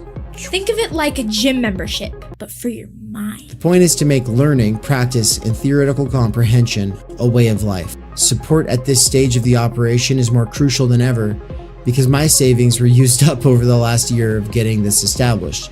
If I can triple my subscribers in the next 2 months, I can quit my gig at Amazon and focus on this work full time. All I need is a few more people at each of the levels or a couple big time patrons who just want to see it happen. Right now I am doing a patron and site subscriber drive, so excuse the commercial. But if you end up really liking what goes on at this channel, consider signing up soon. If you cannot afford it, but want to get involved with some of the stuff behind the paywall, I have made a financial aid scholarship you can sign up for here in the description. Quick side note, some people ask about the profit motive. At this point, I have not actually made a return on any of my investment in terms of the amount of time, energy that I put into things, the amount of savings I've actually put into things, the opportunity cost of the work that I'm doing as opposed to the other kinds of things that I could be doing for money. But more importantly, I don't actually make enough to pay for my cost of living. The goal is to make enough for my cost of living. And then once that is achieved, everything over that amount is going to go towards expanding the operation to the point where I can hire Michael Downs, aka Mikey of The Dangerous Maybe, to be a full-time researcher and part-time teacher at Theory Underground. All right, so with that aside, I just want to say also, if you are a worker with earbuds, what's up? I see you. I work at Amazon part-time and everything I do is for my past self who used to work there full-time. Most workers with earbuds couldn't care less about theory, but I do believe a working class intellectual revolution could grow out of the underground theory scene. My hope is that what I have built here will contribute to making the scene something more than just a scene, and you into something more than just a scene kid. We're trying to make this into a real intellectual milieu capable of leading a way forward beyond the imminent crises facing humanity. But for that, we need thinking now more than ever. Start thinking. I hope that you either will or have enjoyed the program, and also make sure to like, comment, subscribe, and leave this playing in the background all the time while you're doing other things. Playing long-form Theory Underground content in the background while you do things has, in the near future, been scientifically proven to emancipate minds from the functional illiteracy imposed on workers by the structural stultification of time energy. This is achieved by reterritorializing circumspective concern. Also, to some degree, it is for the algorithm. Think of it like a gym membership, but for your mind! I love you so much. I love you too. What's up, everybody? Welcome back. We're joined now by Leonard Spencer. Hey, actually, really quick, Spencer Leonard, sorry. I'm going to start to record, start a second recording. We are live, but I'm going to start this next recording. 3, 2, 1. All right, everybody, welcome to Theory Underground. I'm your host, David McCarricker, and today we're joined by Spencer Leonard, who has written a lot of things, is a big brain academic who's really prolific for the online left, at least in certain spaces, for people who are, for instance, involved with platypus affiliated society. And so I kind of want to set you up to introduce yourself to both me and my audience here, Spencer, because as you were just saying before we went live, in a sort of sense, you know me a lot better than I know you. So you want to explain that and tell us all about where you're coming from. Sure. Thanks, Dave.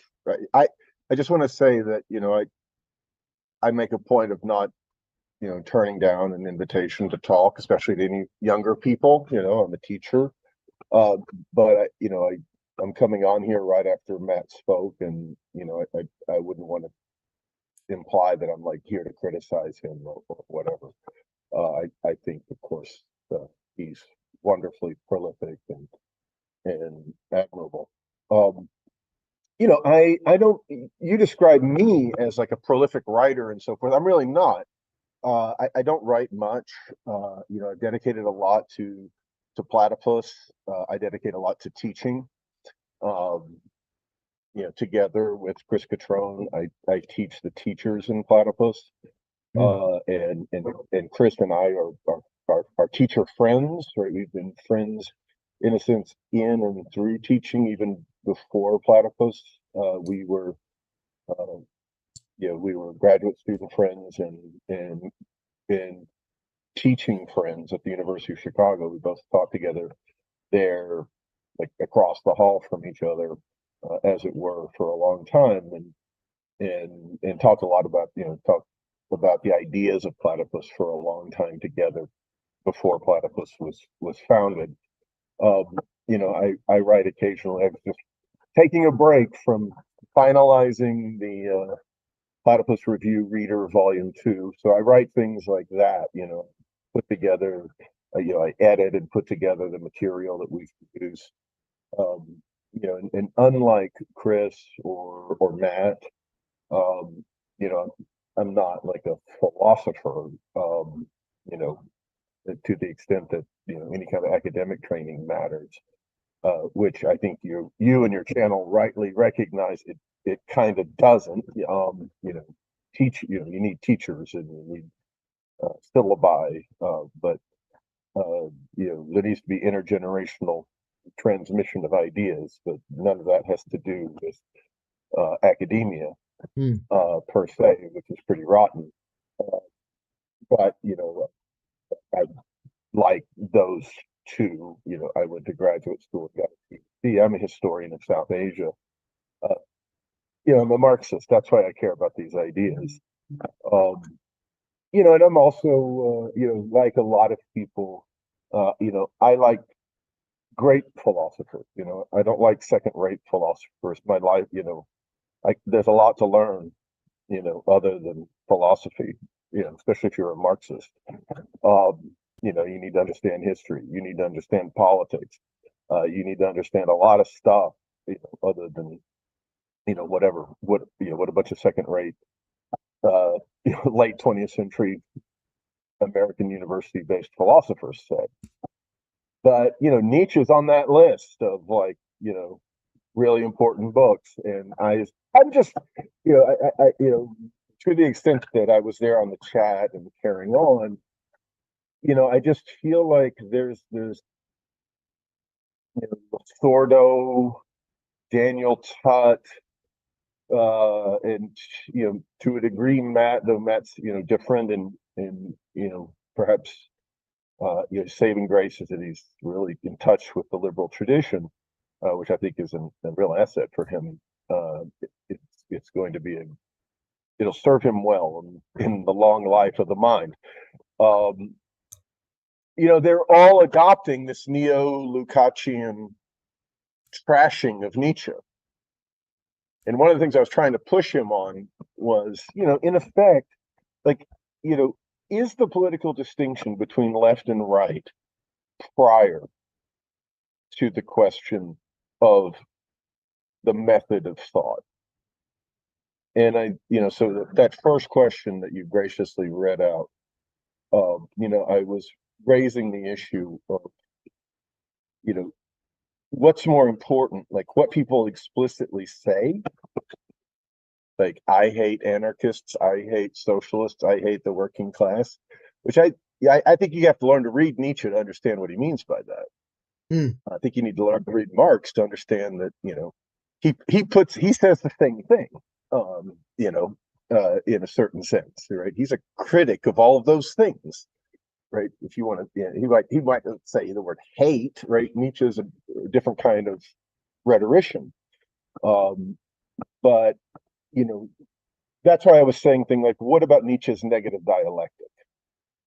Okay, I want to ask a quick. You're going to go there, I think, anyway, so I don't even really have to ask that question. Though I did want to ask that question, but I really want to make a quick interjection and aside, because this segment is going to go up as a standalone video, as well as a standalone podcast episode.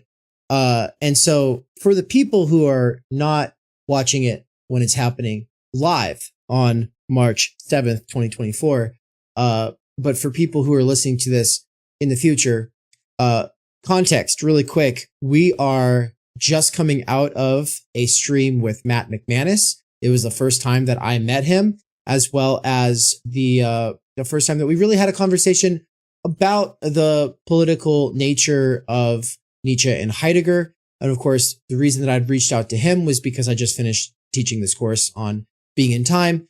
And it was the first time that I really paid attention to certain themes in being in time.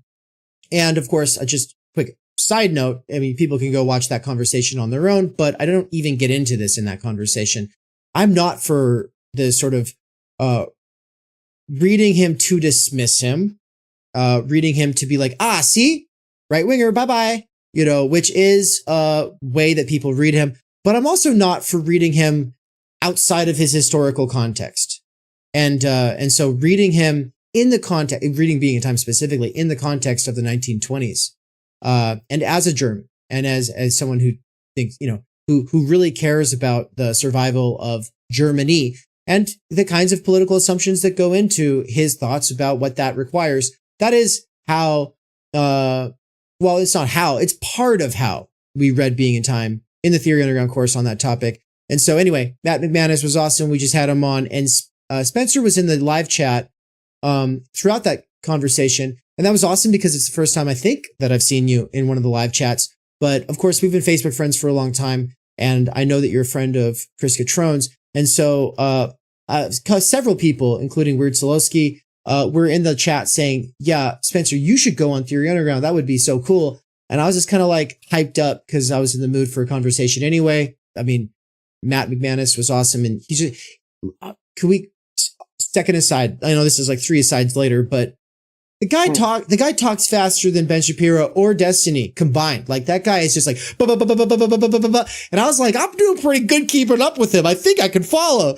But anyway, so I was trying to follow him at the same time that I was trying to follow you, and you were saying a lot of things. And there was a point where I was like, I can't keep up with Spencer and Matt at the same time. So that's what I was like, no, let's just do this right now, man. I'm amped. Let's do it. So that's the context, everybody. If you want to actually hear that conversation, go check it out. Yeah. I could tell your eyes shifting, and I was, saying here, in my kitchen, just listen to Matt, because I was saying a lot. I think, again, I admire, Matt's a quick study.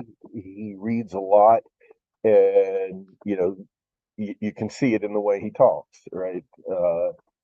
He's a lot younger than me, right? His mind is moving really fast, and and so to the extent that I'm engaging him critically, I hope he takes it in a good spirit, because I'm older. Well, I didn't really realize you were gonna. In that sense, entitled, right? Yeah, I didn't realize you were gonna be really critiquing him. So you said you're not coming on to critique him, but also I didn't really realize you were. So yeah. I mean, I've been talking to and obviously there are differences between them. I also have been chatting away with Daniel Tutt, and I haven't read his book cover to cover, but there is this turn that I see amongst a whole cohort of young intellectuals respecting Nietzsche, and of course I'm aware of Lasordo's book, Aristocratic Rebel. I haven't read that.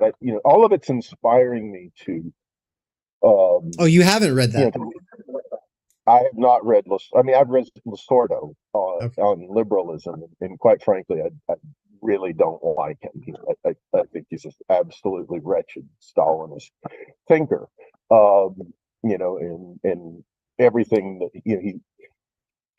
There's this whole will of to determine like what's safe, right? And that's why I don't like saying Nietzsche's a right-wing thinker. Okay. Right? Like to me, it's like it's like saying, well, Freud's a liberal, and you have to keep that in mind. And it's like, no, you don't. Right? You need to think about psychoanalysis. Right? Like, what does it mean to say that this great right-wing thinker has these profound insights? It's like, let's just talk about those insights and not worry, first of all, whether he's on team left or team right. Because leftism isn't worth a damn unless it can actually incorporate the whole of knowledge, right? I just don't think that I think Marxism would be impoverished if it couldn't take on the insights of Nietzsche, or again, a perfect example, Freud. Right? Why would you? In what I hear people saying is sort of, let Nietzsche be your guilty right-wing pleasure. Right? That's what I feel like they're saying, right? Because it's like, it's dangerous, right? We have to be very careful, right? He's right-wing. We have to extract from him, right? I mean, I'm much less interested in Heidegger, to be perfectly frank. Chris always not criticizes me, but gently chides me for being so allergic to Heidegger. I just grew up with too many, boys who would sort of light incense and chant Heidegger to themselves. Just being super lame. I've read. Get out of here. I always, I just feel like, and that's why I said, the issue's the dialectic, Okay. in the chat, right? You can't, okay, yes, you can say Heidegger is in the dialectical tradition, but, in the spirit of Adorno, what you're talking about is how Heidegger adequately expresses the collapse of the dialectic in the age of Stalinism and the collapse of world revolution, right? He's an heir to Hegel in the sense that he fully expresses, the catastrophe of the 20th century as respects, the project of freedom. I would say that Nietzsche is much more plainly a thinker of freedom. And I'm not interested in a socialism that can't take up that thinking, right? That freedom thinking. And that's where I just feel like, oh, he's in favor of the elites. It misses out on the whole, ultimately it misses out on the whole thing, right? Which is, he is a priest. He is a thinker of slave morality.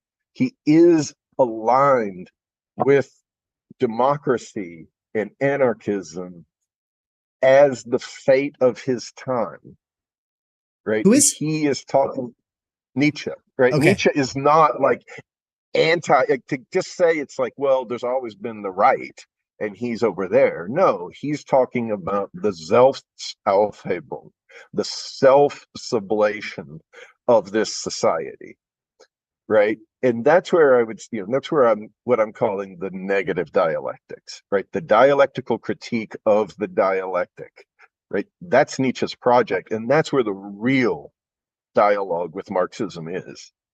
So right? you see Nietzsche as a dialectician? Oh yeah, of course. Oh, totally, right? His whole project of discussing slave morality is to talk about the fate of mass democratic society, to talk about his own society, and his discussion of the priests is to talk about socialists and democratic demagogues. Socialist and democratic demagogues, and to the extent that Nietzsche is a political thinker, he knows that that's what he is, right? And that's why he talks about the self-overcoming of nihilism, right? That he's a nihilist thinker of the overcoming of nihilism, right? But he's a critic of democracy in the sense that he's trying to overcome democracy, right? There's a deep dialogue with socialism there. But that doesn't make you dialectical, does it? I mean, to be critical of those things doesn't make you a dialectician, right? I mean, because I could say, well, Heidegger, only if you understand that what you are is you're criticizing yourself, right? That's why I say he's criticizing himself as a heir to slave morality. He's criticizing himself as an intellectual, as a modern intellectual, and thus a modern priest. Okay. Right? He's criticizing himself as the heir to the nihilism of the slave revolt in morality. Right? That's where you see the dialectic, right? It's not like he's an aristocrat over here criticizing socialism over there. It isn't that there's a left and a right prior to thinking through it, right? Nietzsche's in, like, that's why you can't think, it's meaningless to say, like, you know, like Marx is a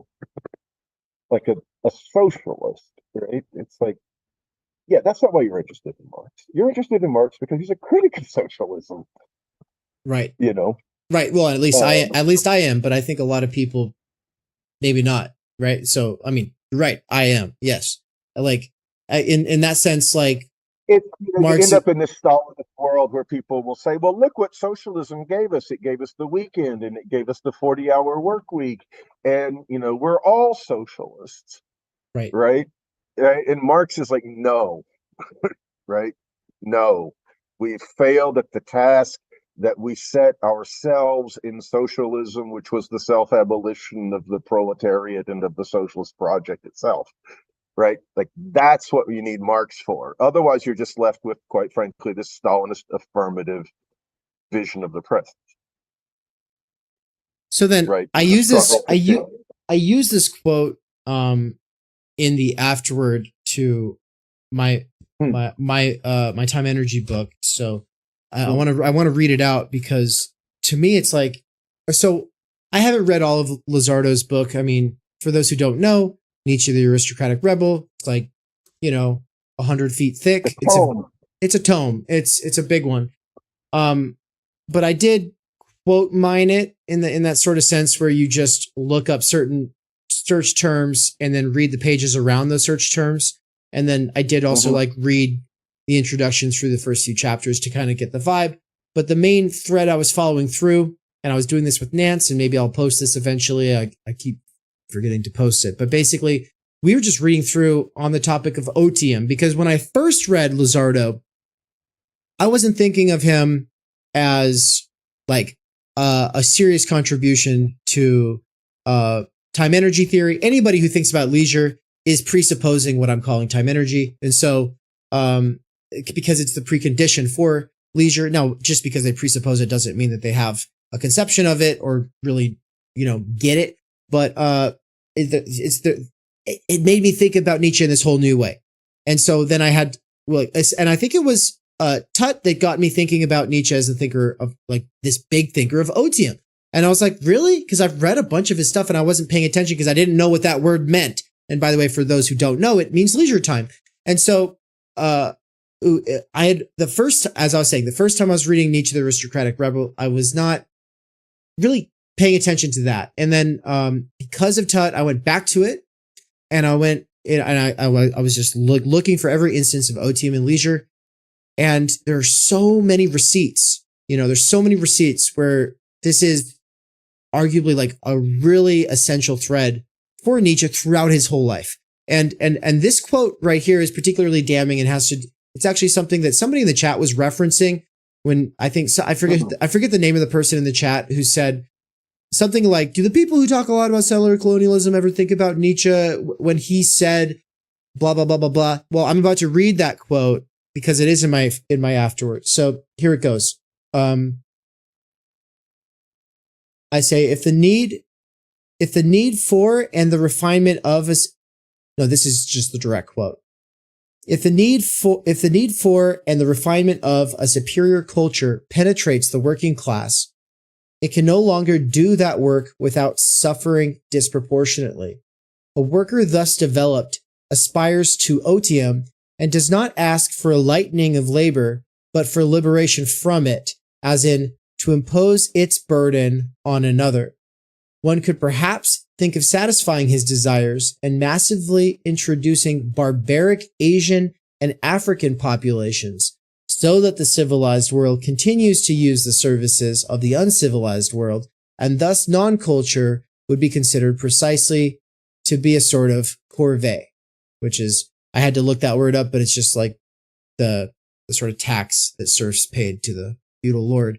And so, I mean, he's saying that, you know, the working class becoming, the working class wants something, and that is to get out from under its burden. And the only way that's going to be possible is to enslave so-called barbaric African and Asian peoples.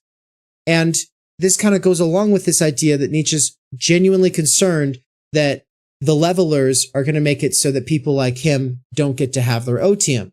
Now, Daniel Tutt sees this zealous, or this defense of otium as a sort of, as like the essence of reaction.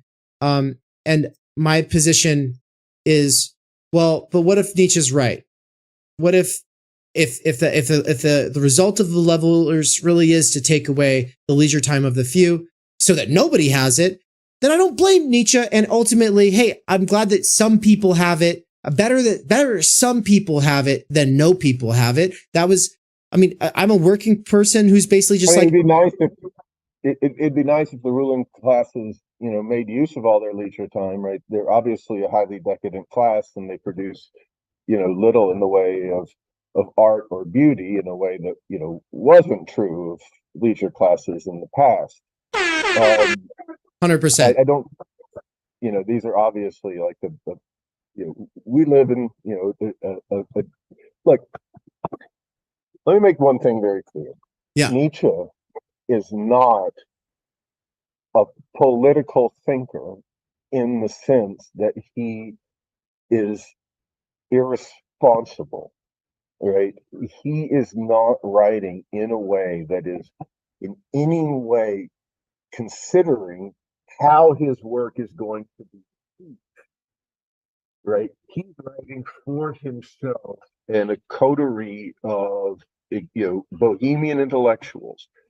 The contrast with Karl Marx couldn't be stronger, right? Marx, I would, you know, sort of provocatively suggest, never wrote anything, in the sense that we don't know anything about what Karl Marx thought.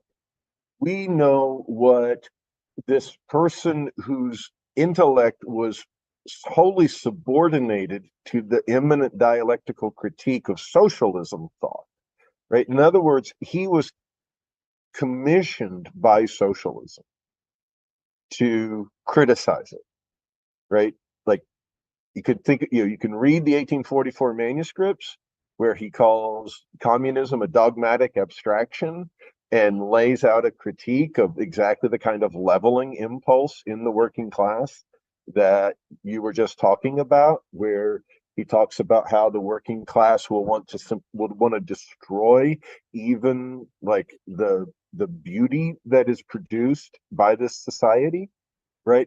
He says, look, that's just a first phase of communism, right? And he goes on to make, you know, to say how, you know, the movement goes beyond those, you know, envy-driven, ressentiment-driven moments, right? But of course, socialists fucking hate, you know, we're going to have demagogues who say, look at this fucking rich bastard. He's got 5 houses and 2 planes and a yacht. And what do you have? You get, you know, meat maybe once a week, right? So it's always going to be like that, right? It's going to, you're going to criticize, right? If you're talking about a mass, you know, it's mass democracy, right? Is driven by these things. But Marx makes that very same critique that's very explicit in the 1844 manuscripts, where he'll say things like communism is a dogmatic abstraction. He makes the exact same critique in the Communist Manifesto as a communist, right? Where he's obviously writing for the communists, right? But he's also pointing out that this critique that we're making points beyond the working class's immediate resentments, right? So he points out, for instance, you know, he has that wonderful section in the manifesto, section 2, where he said, you know, where the communists are in dialogue with the capitalists. The capitalists say, you want to destroy property. right? What does Marx say in the name of communism? He says, well, capital's already destroying property, right? It's the proletariat is the self-consciousness of what capital's already doing, right? He doesn't say, no, no, no, we don't want to touch your property. He's saying, look, you're creating monopoly out of private competition, and more fundamentally, you're destroying the property that workers have in their own labor, right? You're destroying property as it is understood by liberals, right? And so these are things that, Marx is not a good comrade, right? He's not just like over here, like our leftist buddy, dressed up like a worker and like hating the rich, right? It's a very profound critique of socialism. Now, Nietzsche, like I said, he's just going to say things about Asiatic barbarians and about how the workers have to be kept down, to their task, and we don't want to get them too much of a notion of culture, right? There is a critique that he's making there, actually, right? But you can't put these books in the hands of children and expect them to be able to understand it, right? It's a dangerous, this is where I would say it's just wrong to say that Nietzsche's political in the way that Karl Marx is political, because to think politically is to subordinate yourself to a political task, and Nietzsche's not subordinating himself to any political task, right? He is a decadent bohemian intellectual who's extremely self-aware and wonderful in his own right for that. But what he's saying is, look, this society is self-contradictory, because on the one hand, the age-old the prehistoric, in the Marxian sense of the prehistory of man, in other words, the history of class society, that imperative to enslave the vast majority to labor continues. And at the same time, it's a society of mass literacy, and it's a society in which the vote of the workers is being contended for by political parties, and they're reading newspapers, and they're able to buy works of literature in 3-penny editions on the street, translated into their own language, right? They can read Homer, and they can read Virgil. They can read the whole heritage of the learned and literate classes. What used to be kept to a few is now available to all. It's a self-contradiction, right? He's not saying, let's take the books out of their hands. Like, in other words, the way he puts it is, of course, like, offensive, and he makes you laugh. Well, right? it's also kind of true, right? It's also kind of true, except that it is true. It's also, it's, first of all, I don't think anyone actually gets their otium, even the ruling class. Like, in Adorno's sense, that would be comfortable and unconstrained time, right? Well, nobody really gets that. I mean, the ruling class has to be very busy at growing its profits or whatever. But it's in the sense of, the whatever relative luxuries we have, at least, do come off of the backs of these people he's referring to as barbaric, right? And so it's like that's not exactly true. No. Okay. I'll let you. I mean, it's not true that the wealth of capitalist society is just theft from Africa and Asia, right? That's not true. Okay. I kind of wondered. I wondered if you'd push back on that. I don't think it's obviously not true, though, especially for a lot of leftists. And so maybe educated young people, yes, who have no understanding of Marxism. Yeah. Okay. And so, and really quick before I ask you to elaborate on that, are you some kind of a Leninist? Oh, of course. I mean, I'm a Marxist. I don't understand how anyone can be a Marxist without understanding Lenin as a great heir of Marx. Okay. Isn't the basic Leninist position? I mean, okay, so someone like Sahil Kumar, I think he's in the chat actually right now. He was just giving a lecture on Capital, and when I had interviewed him a few weeks ago for Capital Mondays, which We just changed the name of that podcast to CMC Prime.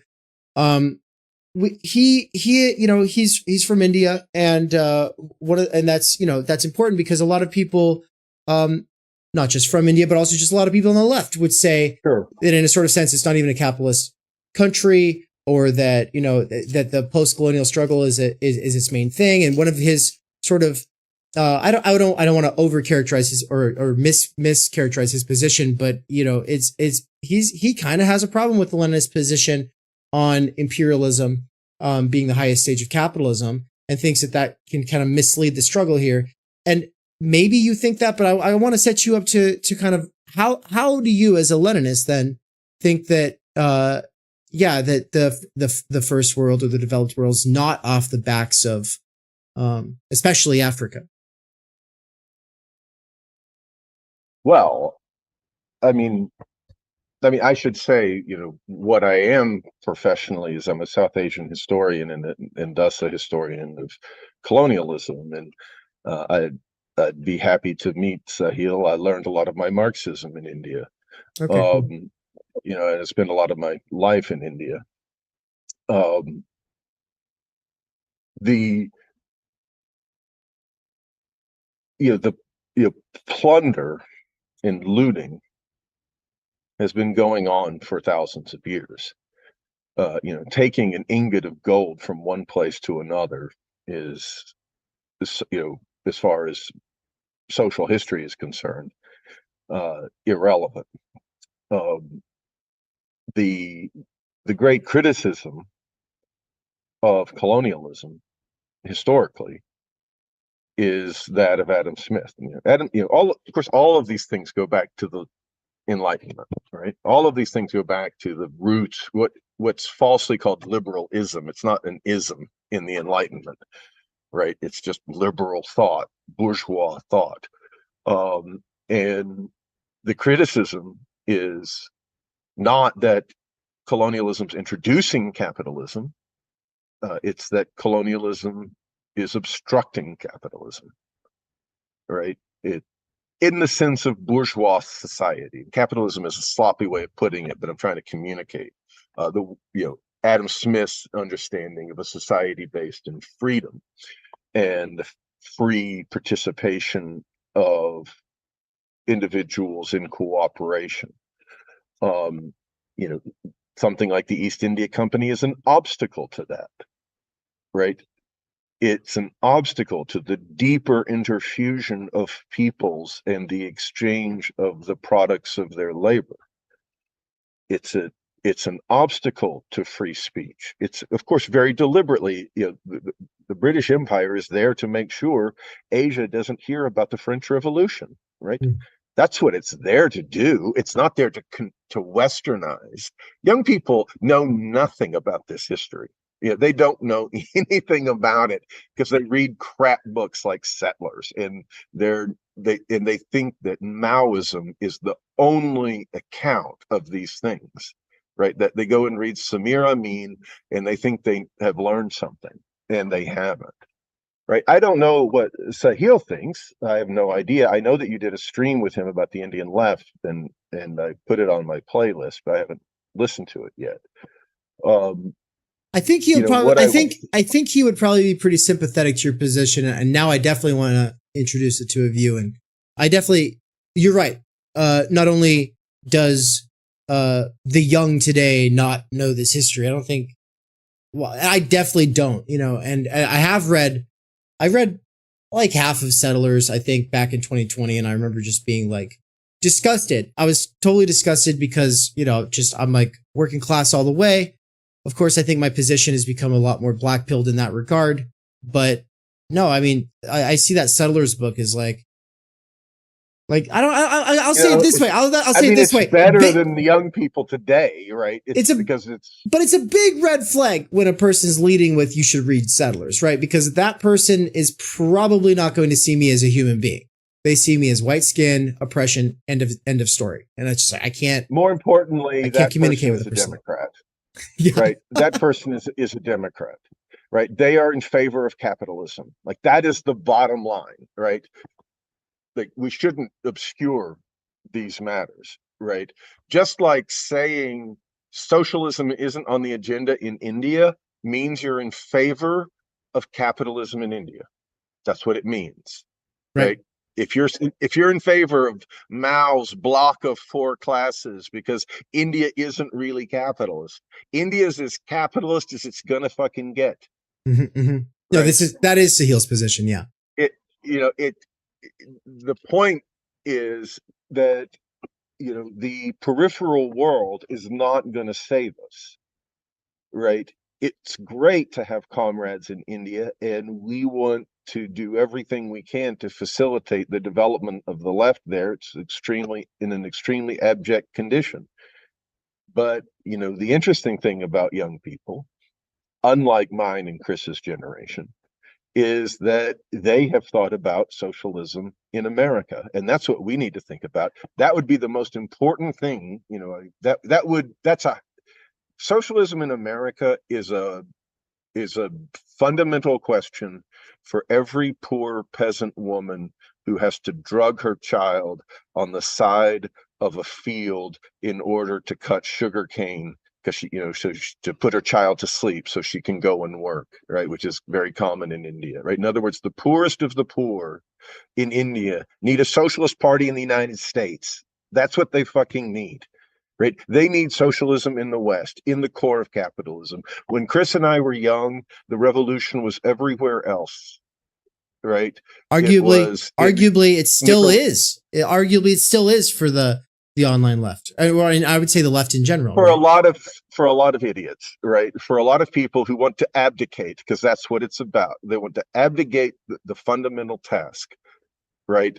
Which, after all, has been, seriously damaged by a whole generation pouring itself into Sanders and the DSA, and thus into capitalist politics, and deciding that universal health care is the farthest horizon of their political ambition, right? Which has really happened to the students when I was a young teacher, my students, the millennials.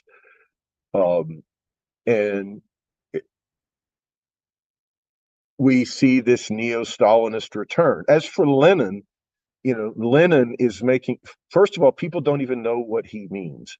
Imperialism means Bonapartism. Imperialism is not what happens in the periphery. It's most fundamentally an issue in the core, right? Which is why a lot of Lenin's data in that book, he expects you to be able to read, right? And he says, I had to write this in Aesopian language. That book is actually very little about overseas colonialism. He says almost nothing about Britain and France, who were the great European colonial powers of that day. His examples are all drawn from Germany and the United States, right? That's where his data comes from.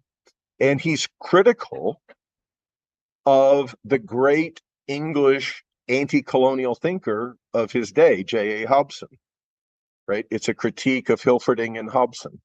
It's a dialectical critique of that antinomy of revisionist social democracy on the one hand, Hilferding, and the liberal critique of colonialism, which is what the vast majority of the pro-Palestinian, settlers, blah, blah, blah people are. They're basically let them be poor, let them be barbaric, let them have their fascism, let them have their Islamism, let them have their Hindutva, let them have their authoritarianism. Just let's not be responsible for it. Let's not send our troops over there. That's the extent of their politics, right? Or we shouldn't pay, for sending people overseas. It's much lamer than John Hobson was in 1901, criticizing the British in South Africa, and of course around the world. I feel like people read that the big one you dropped it in there just as you were going, but it's to bring in how did you say it? So you're just saying pro-Palestinian activism itself, just writ large, is part of No, I'm not saying every pro-Palestinian person, but like the center of that activism, right, is just nationalist, right? That's all that it is. It's pro-Hamas, let's be plain. Nobody wants to, because there is no criticism of Hamas. The PFLP isn't going to criticize Hamas. The nominal left in Palestine is explicitly self-subordinated to Hamas, which the left should criticize, right? The left should criticize our leftist comrades in Palestine to the extent that they haven't been killed off by, mainly other right-wing Palestinians or imprisoned or killed by the Israelis. At this point, it's pretty much the Israelis, though. I mean, they've basically bombed. But if you're talking about like eliminating political enemies, targeting the left, targeting free thinking, targeting people who want, a secular and social society, Hamas is your enemy. Okay. Right. Hamas, I went to school in Palestine. I lived there when I was a teenager. I lived in Ramallah. I had my family, I have cousins who are Palestinian. I've been to Gaza. My friends I had a close friend in Gaza, a family friend in Gaza. The girl that I knew when I was a teenager there, she was killed off by Hamas for wearing a skirt in what they thought was too revealing of a blouse. Right. These are the people you're dealing with. You're not dealing with people who are open to your socialist book club. Yeah. Right. No fucking way. Right. They're monitoring what gets said in public by whom. Right. To the extent that there's any public discussion by anybody. So your point is, because I said, at this point, any that have survived up to this point, and I was just saying, well, at this point, the reason that they haven't survived is going to probably be Israel, because they basically carpet bombed Palestine off the map, right? But then you're saying no, but the people who are getting targeted for their politics, or in your case, your friend, for their leftist politics, in modesty, well, then that's Hamas, right? Israel wasn't going and saying, oh, you're a leftist, I'm going to kill you. Okay. I mean, Israel decades ago, in order to attack the Palestinian left. Okay. That those days are long gone. I remember, I met 75, 80-year-old Marxist intellectuals at Birzeit University when I was 15 and 16 on the West Bank. Right.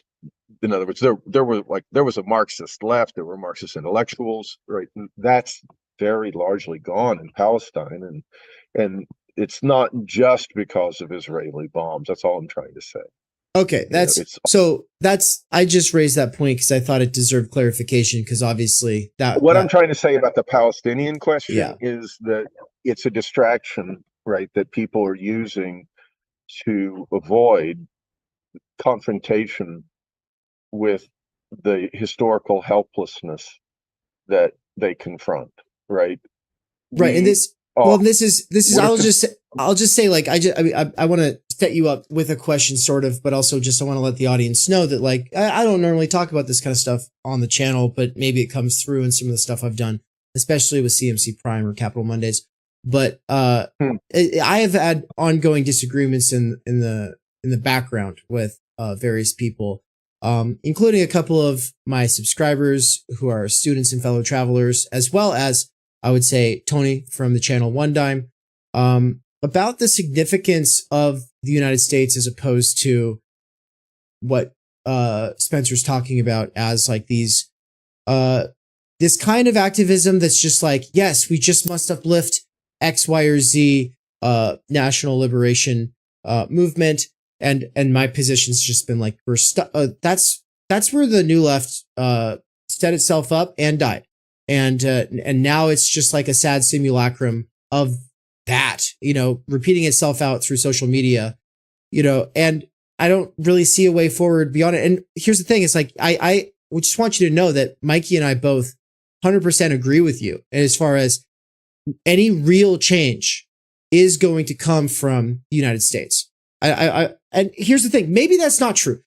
Maybe it's not, but I'm going to say, and I just want to, so my cards are on the table. That's just my operating assumption. My operating assumption is the climate here our values here, the political mobilization that happens here, it is the thing. And if, and anything that tries to disavow that, it's like, okay, well then go there, go do whatever you got to go do there. The Weathermen did their thing. You're not going to outdo the Weathermen. I don't see a way forward with that. And so like, it's like, I think that there is like this kind of like, oh, wow, so Western chauvinist over here at Theory Underground. Oh, you care about what, about how the left talks to regular workers, or the fact that the left is incapable of talking to regular workers, or actually counting in the regular workers' kind of concerns, or actually kind of fostering the conditions for a mass movement that would include different kinds of working people who fundamentally disagree when it comes to various kinds of value prioritization. Yeah, absolutely. From that standpoint, yeah, sure. I'm chauvinist. No, but not really, because all I'm saying is, yeah, this is the core and center of power as far as the moment goes. Just a couple of obvious things, yeah, right? Go. One is that, to the extent that there is a world government today, it's centered in the United States, right? This is where the UN is. This is where the World Bank is. Right. This is where the world sends their children to get educated. This is the country that has immigrants from every country. Right. So what happens here, you can hear Chris talk about this in, his Control Zone interviews with Doug Lane, right? Where he'll make these things very explicit, right? If we want to have an impact on the Palestinian left, it's right here, right? There are plenty of Palestinians right here. If we want to talk to, I think he has Doug very aptly titled one of those episodes. I'd refer your audience to The Miseducation or something like that of Rashida Tlaib, right? Where he's basically talking about a young Palestinian political person who has become integrated into capitalist politics, Rashida Tlaib, right? And we need to educate, of course, ourselves. We need to build it. We're not building a movement in America in order to have an impact on, Palestinians, but Palestinians are among us. Chinese people are among us. Indians are among us. People from everywhere are here, right? And they have opportunities here to educate themselves and to become intellectuals here, to the extent that, we have, rights of free speech and the like, to the extent that we can carry on the internet and we can publish our books and get them out there. And there are big obstacles to that, we know. That's really, you were talking about Doug Lane's kind of liberal commitments, that's very much what those are about. So I think it's just an obvious strategic point that, one has to look at the symptom of ignoring it, right? It's so blatantly obvious from the point of view of like thinking strategically about socialism on a world scale, what it would mean to do that. It was clear to Lenin, it was clear to Rosa Luxemburg, it was clear to Trotsky, it's clear to Mao that you'll have world socialism when you conquer America. When socialism comes to America, and it's a heavy lift because this is a remarkably free and revolutionary society, and so socialism here means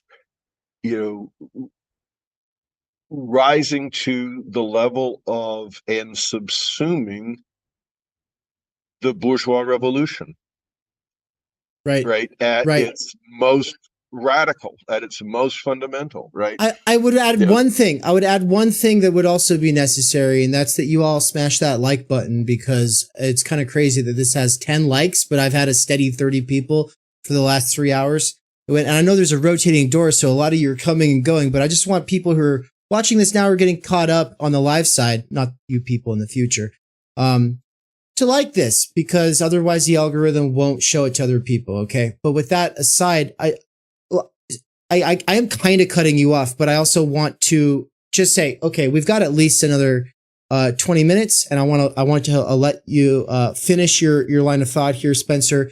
But I also want to get into the question of the left and socialism and what these terms mean to you and why we have to be attached to them. Okay, so I just have to, and then I mean, I you can kind of take it wherever you want to go.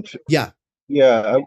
just bring it back around to the issues that that Nietzsche's raising. Thank you. Yeah. Right.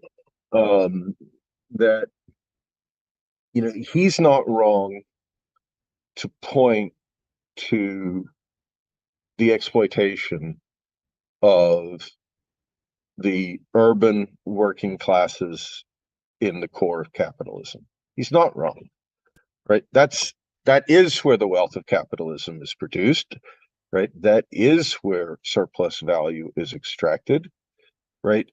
The dynamism of capital comes from the dynamics of capital accumulation arise from Europe in his day, from Europe and America. And you know, even the concept of barbarism, like I just would try to encourage people, you know, to forget all of their Democratic Party imposed dogmas and thought taboos, right? And that to me is where, like, I feel like Daniel Tutt and like Matt McManus, like, I do feel like ultimately there's a kind of millennial, but you're not supposed to say that, right? Can you say that, right? You can say anything, right? There can be no thought taboos, right? If you're going to think these thoughts, right? You have to think about a category like barbarism, right? It's not enough to say it's Eurocentric or it's racist. You have to understand what people are saying, because you're still thinking it, and you may just no longer be able to objectify that thought to yourself because you've imposed a thought taboo. An example of that is how, you know, people stop saying, we always change out the words, right? And so we get to the point where we're saying, oh, differently abled. You mean the same fucking thing you meant before, right? Like, right. Oh, ooh, you're using new words. It's the same fuck. Oh, houseless instead of home. Okay, cool, whatever. You know, so 100%. Exactly. It's actually apologetic for degraded social conditions. Right. Right. It's, you know, the proverbial putting lipstick on a pig. Yeah. Right. And, you know, if you don't already know that, you know, everybody has human potential, and you don't already know that everybody that everyone has immense capacities to become all sorts of things, which isn't the same thing as saying that people are equal, by the way. Right? People are obviously not fucking equal, I would say to Matt McManus, right? You are young and I am old, and you are thin and I am oh my fat, God. You'll get off my lawn. Yeah. You know, I mean, seriously, like, people are short, they're tall, they're like, you know, they're different, right? People are different. It's not like some Christian thing of like, we're all equal in the eyes of God. It's that we're equal before the law, and we should have equal opportunities. And there's an injustice in the opportunities that we have, right? But his point was simply that so there's differences in talent, differences in ability, differences, yes, but when you zoom out, those differences aren't enough to justify the kinds of disparities we have. That's I think what he said, right? It is, you know, I would say, you know, with Adam Smith, that the difference between, you know, Albert Einstein and the janitor, you have to raise, first of all, you know, who are the janitor's parents and who are Albert Einstein's parents. You know, it's not like some kind of genetic thing, right? Obviously, you can't divide that through by that. I'm just saying that we, you know, with Marx, we want to overcome bourgeois right? We want to achieve a society of from each according to his abilities, to each according to his needs. And our abilities are different. That's what's presupposed in that statement, is that our abilities are different and our needs are different, right? So it's not enough to say, right, Marx is explicit, right? He doesn't think people should be paid according to their labor, right? According to like what they do, right? He thinks, well, you know, you're paid 10 times more if you're a young person with no wife and children than you're paid if you're a man with, a family of 12 and parents to feed. So he's a Rousseauian thinker, Marx is, in the sense that he wants to liberate our differences, and he sees the language of equality as a capitalist language of homogeneity, right? Of saying everyone should be, the same, and that means, don't get too big for your britches, and don't think that you can be so great. Or Nietzsche's an elitist, right? Nietzsche's an elitist. Not everybody can be like that. It's like, yeah, fuck you. I'm glad that Nietzsche was there. Mhm. Right? I'm glad that he made the most of all of that privilege. Right. Right. Right. The problem that we have is people aren't doing any goddamn thing with their privilege. They're not doing anything with their literacy. They're not doing anything with their university education. Right. They're going and thinking these very equal thoughts. Right. They're thinking these massified thoughts. Right. The language of capitalist egalitarianism is also a language of massification and authoritarianism. Right, that's all I'm trying to point out. Right, in other words, it's a democratic language, which was the other thing that I was trying to point out in the chat. Right, that Nietzsche it's fine that he criticizes democracy. Right, democracy is the political expression of capitalism. It is the political basis of capitalism. Right, it's the political basis of the Bonapartist state.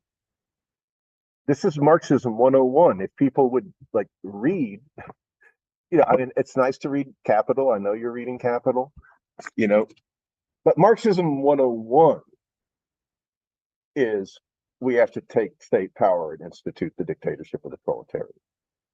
So right. We have to win the battle of democracy. That's 101. You can get into all your, it's, I love Capital. I was, Chris and I we became friends in Pistone's class. We read it together, with Pistone. It's great. And Marx does make the point that you have to take state power and institute the dictatorship of the proletariat in Capital, if you know how to read it. But people and this is where people like Matt McManus, I feel like the 101 got lost. Like when he says John Stuart Mill. Right? John Stuart Mill is an enemy of class independent socialism. He thinks that socialists should be a constituency for the Liberal Party in Britain. And that's why Marxists don't like John Stuart Mill. It's not because they don't agree with his arguments about free speech. It's that he's a political misleader of the working class. He's against proletarian socialism. So I know I can sort of bounce around a lot here, but these were the thoughts that I had. I guess people will have to listen to that McManus discussion perhaps to make some sense of it. But the center around which I'm trying to circle here is that the essence of imperialism is democracy in the core. It's the Bonapartist state in the core of capitalism. That's the issue of imperialism. That's the issue of the world state, right? Because democracy is the most adequate basis for the capitalist state, right? So the opportunity that we have in America is tied to the task that we have. The opportunity is that we live in a liberal democratic country, right? And we can use democracy to support our liberal freedoms of the right of free speech, the right to self-defense, the right to assemble, the right to build socialism. Even if we're in the minority for a while, right? We need those rights, especially because we're in the minority. But our task is to win the battle of democracy here, right? Where that battle's a lot harder, right? It's easier to overthrow the czar. Did you say the battle of democracy or the battle with democracy just now? The battle of democracy. The battle of democracy has to be won here. So what does that mean for you?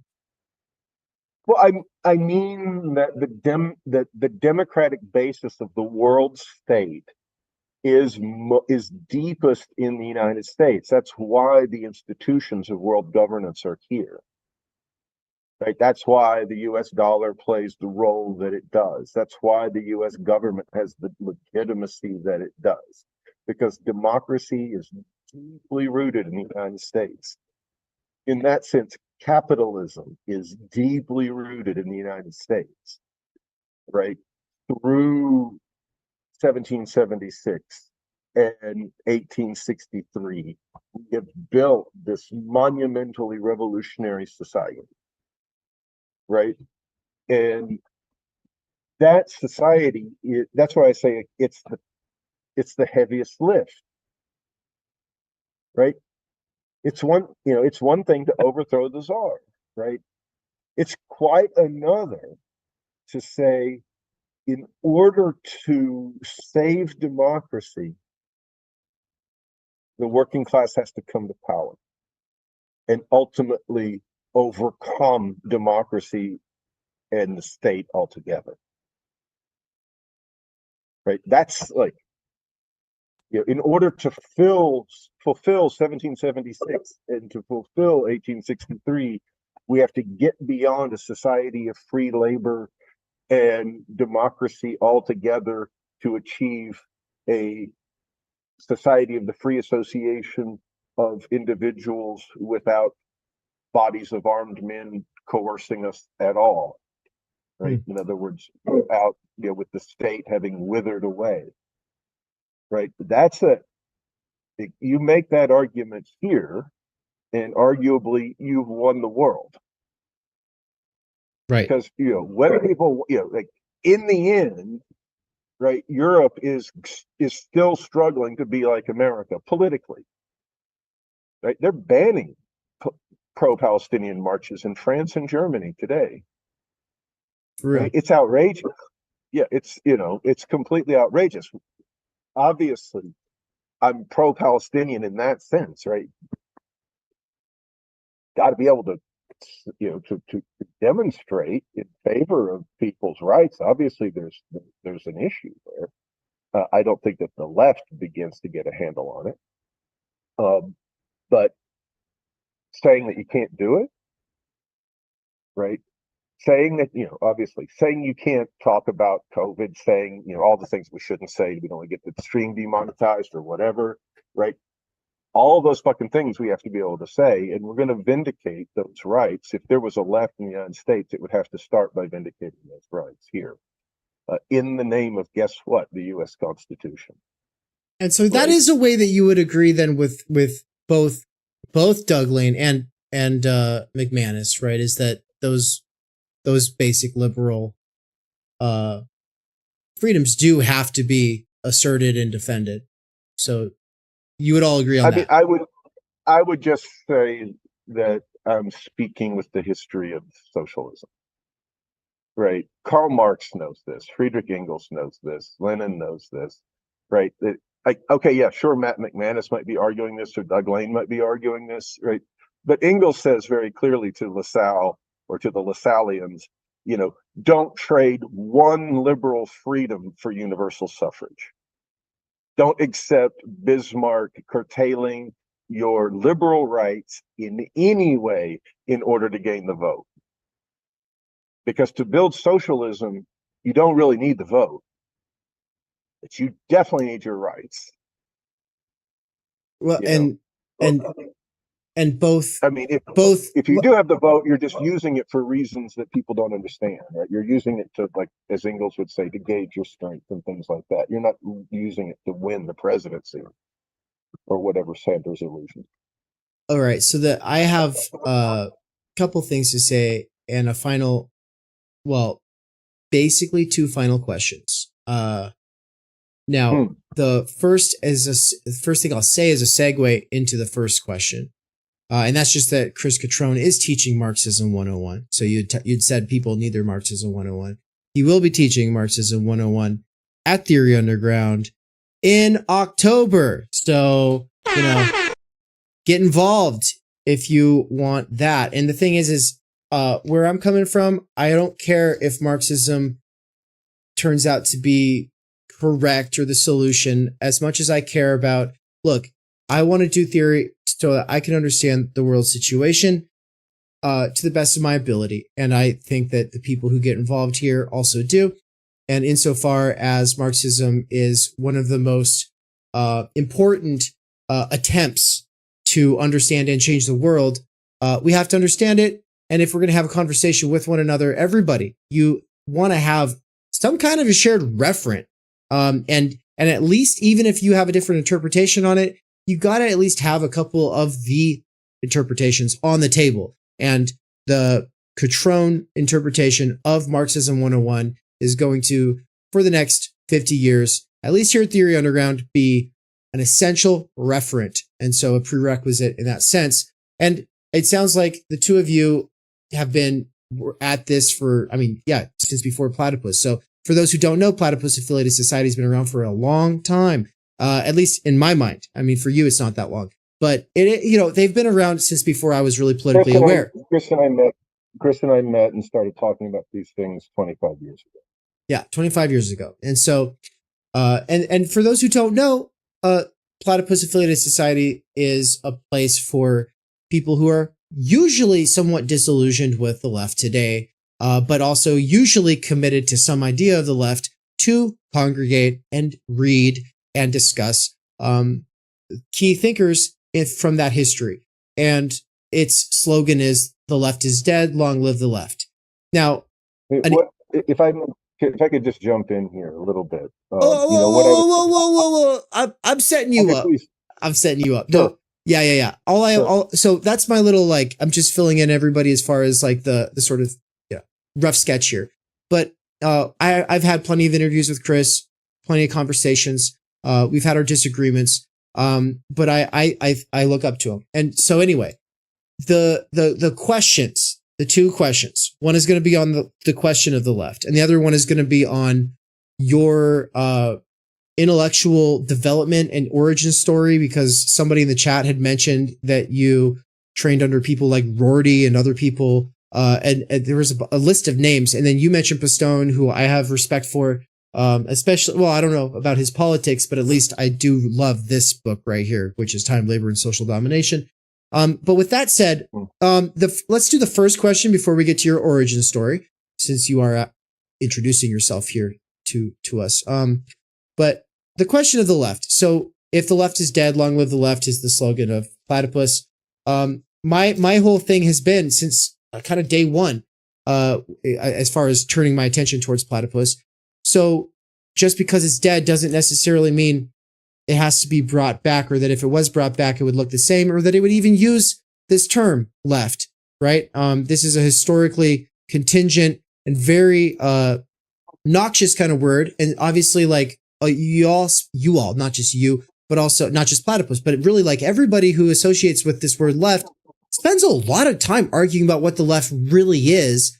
And of course, that's why you all get into history the way that you do. You all want to be able to establish what the real left is. And my position's kind of been why? And I'm not convinced that Leninism is the solution for America. It's a historically contingent response to a very specific set of conditions in a non-central country, blah, blah, blah. So you kind of know where I'm coming from. But the question of the left, the word relies on the right. In the minds of people, you're never going to be able to separate for the masses of Americans, really the American public, these terms from liberal and conservative, or from Democrat and Republican, which all kind of get flattened into one big thing for Americans. And so the big question is not just, do we need a new signifier for mobilizing, say, people, not necessarily a mass movement from below, but for at least having the assent of the governed. Wouldn't we need a new signifier? But also, for our situation today, wouldn't we need a new signified? The actual referent, the actual situation itself, is it really adequately described or defined or understood by this tradition you're coming from, the left? So there you go. That's the question. You raised a lot of things. I would just, try to keep some main points in mind and respond. Obviously, I strongly endorse your class with Chris. I think Chris is the best teacher of Marxism that young people are going to find today. And what does that mean? He's going to teach you what it meant historically. And this gets to what you were just saying. I would say this is a very platypus answer. Perhaps, phrased a bit more strongly or archly than Chris would do. I would say that we don't really recognize our society. That we can't, that we don't have like access to it like that. That what we see with the left is people fighting the battles of the past, people not knowing where they are and what time it is. So just to give the standard example that I would give, I would say that we have no idea like how racist this society is, or whether like the issue of race is fundamental to our society. What we see is people trying to rerun the civil rights movement and rerun the Black Power turn because they're historically traumatized by the fact that we failed to produce socialism in the 1960s when those questions were fundamental politically, right? Whether like, pornography and rap, which is where like everybody consumes race, right? Everybody consumes everyone's a racist, right? When it comes to pornography and rap, right? You got to have your white bitches and all of this, right? And you got to perform like every variation of interracial sex on pornography, right? So does that make our society racist today or not? Does that mean that we're still somehow bound up with like the struggle against racism and Jim Crow in America? I don't think we have any idea or any access to the question. I don't think we've created the political forms that allow us to understand our society and its tasks, right? The most fundamental thing that we're haunted by is Marxism, right? Is the struggle for socialism, which came to grief under the leadership of Marxism. Right, the world historic project of the 19th century, the emergence of working class politics, and the claim that somehow the inheritance of modernity, of the Reformation and the Renaissance and the Enlightenment and the American Revolution and the French Revolution all somehow became the inheritance of one class as opposed to others, that was going to organize independently, the working class, to vindicate all of the ideals to which this society is pledged.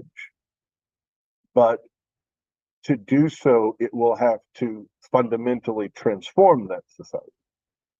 That project of socialism came to be led by Marxism in the 19th century.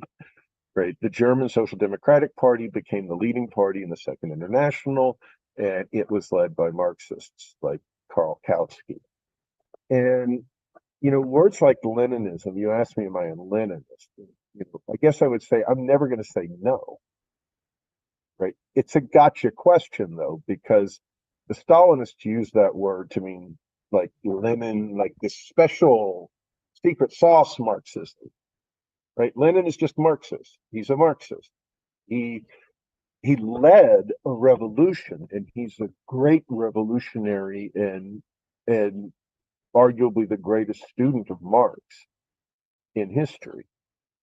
But he's a Marxist. Leninism doesn't really mean anything except, like I say, it basically means Maoism, like Marxist Leninism, right? Maoism is what that means, ML, right? When you see those phrases. And so I but even Trotsky, right? Even the most dissident radical traditions have been struggling over the mantle of Lenin, and that's why I wouldn't evade that question.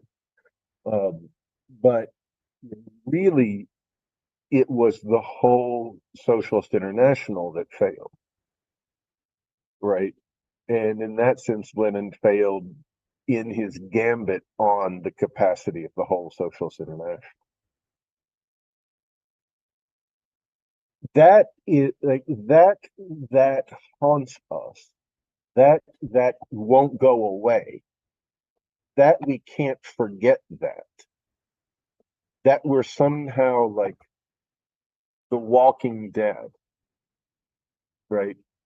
That we are just trying to think through this catastrophe of the 20th century, right?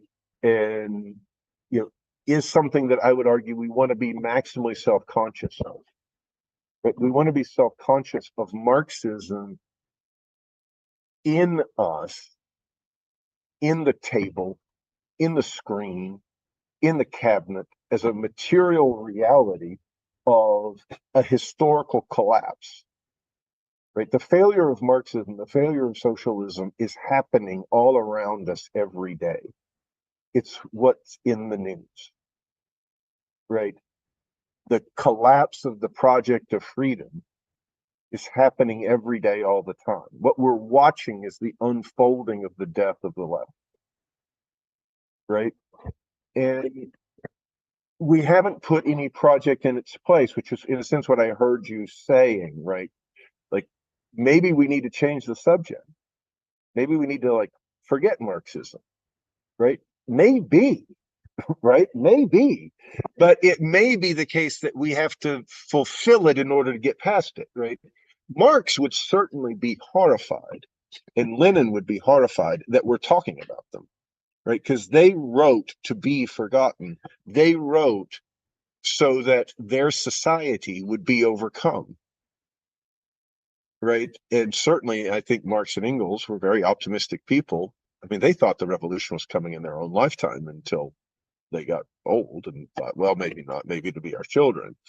They would be horrified to see the world as it is today, right? That we're even talking about them. They're like, fuck, you haven't changed the subject?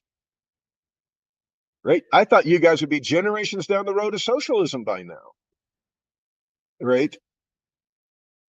We need to think of, like, in other words, like when we look at the past, people, especially young people would be like, well, Marx is cool, but, he uses the N-word, or he's a Eurocentric, or, he has anti-Semitic slurs when he's talking about LaSalle or whatever, right? First of all, like I said before, you got to learn to read all of that stuff. You got to free your mind from all your thought taboos and understand what they're saying. But more importantly, you have to think about the critique of that Marx has of us. Why are we, his ultimate critique is, why are you talking about me?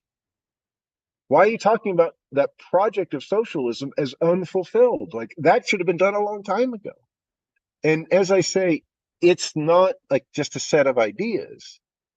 It's a material, to use the kids' favorite language, it's a material reality. It's a historical, the failure of socialism is as real as the physical components of this room that I'm sitting in, right? It is in the real world. It's in the way that we live. It's in the way that our cities are organized, right? We're not living in socialism like in a material way. We are living in the failure of socialism materially, right? It's all of the art, the impulse towards socialism and all of our anti-communism is already there before we read a book, right? It's already there. It's why you can talk to working class people about all these things. They don't have to have read these books. They already know about all of it. I joke, like if you go to Walmart and you say, let's form a union, sister, she'll say, didn't we try that already and it ended in the gulag? Right? They know where it all leads. right? They already know that. They don't have to have read like the history of the Soviet Union or the history of the 20th century to know that. They know it, right? They know it. And that's what I'm saying is that the death of the left is a world historic phenomenon, right? That isn't just like some opinion, right? Mm-hmm. We are generations away from mass political parties for socialism in the core of capitalism. Nobody alive has ever seen it. You can't talk to a witness of the struggle for socialism. No, I'm not. Right? I and really that's like a profound phenomenon that people need to confront. thank you. Yeah, no, I actually am surprised to hear you say that. Based on everything else that you're saying, I didn't expect you to say that. So, I mean, I think I agree. It is generations of some kind of building. But this is, I guess, the sub question or extension or clarification of the first question. Then is just to say that. Well, first of all, in my defense, I was not saying forget Marx or that we want to forget Marx or should we forget Marx or should we be past Marx? No. I mean, no. The question was the question of the left. With Nietzsche, we can say let's actively forget Marx by achieving socialism. Right. So, but no, what I'm saying is to do what Marx did, which is to say, figure out the situation to the best of his ability and do what he felt needed to be done to influence things to change it in the way that he thought was the most plausible way forward. For him, that meant looking at the communist movement or the proto-communist movements and seeing the potential there, but also seeing that wasn't it. And then arguing against it his whole life and trying to push it in the direction he thought it needed to go. But he was trying to harness something. And what he was trying to harness was an actually existing, somewhat aware working class movement or movements. And what we have today ain't that.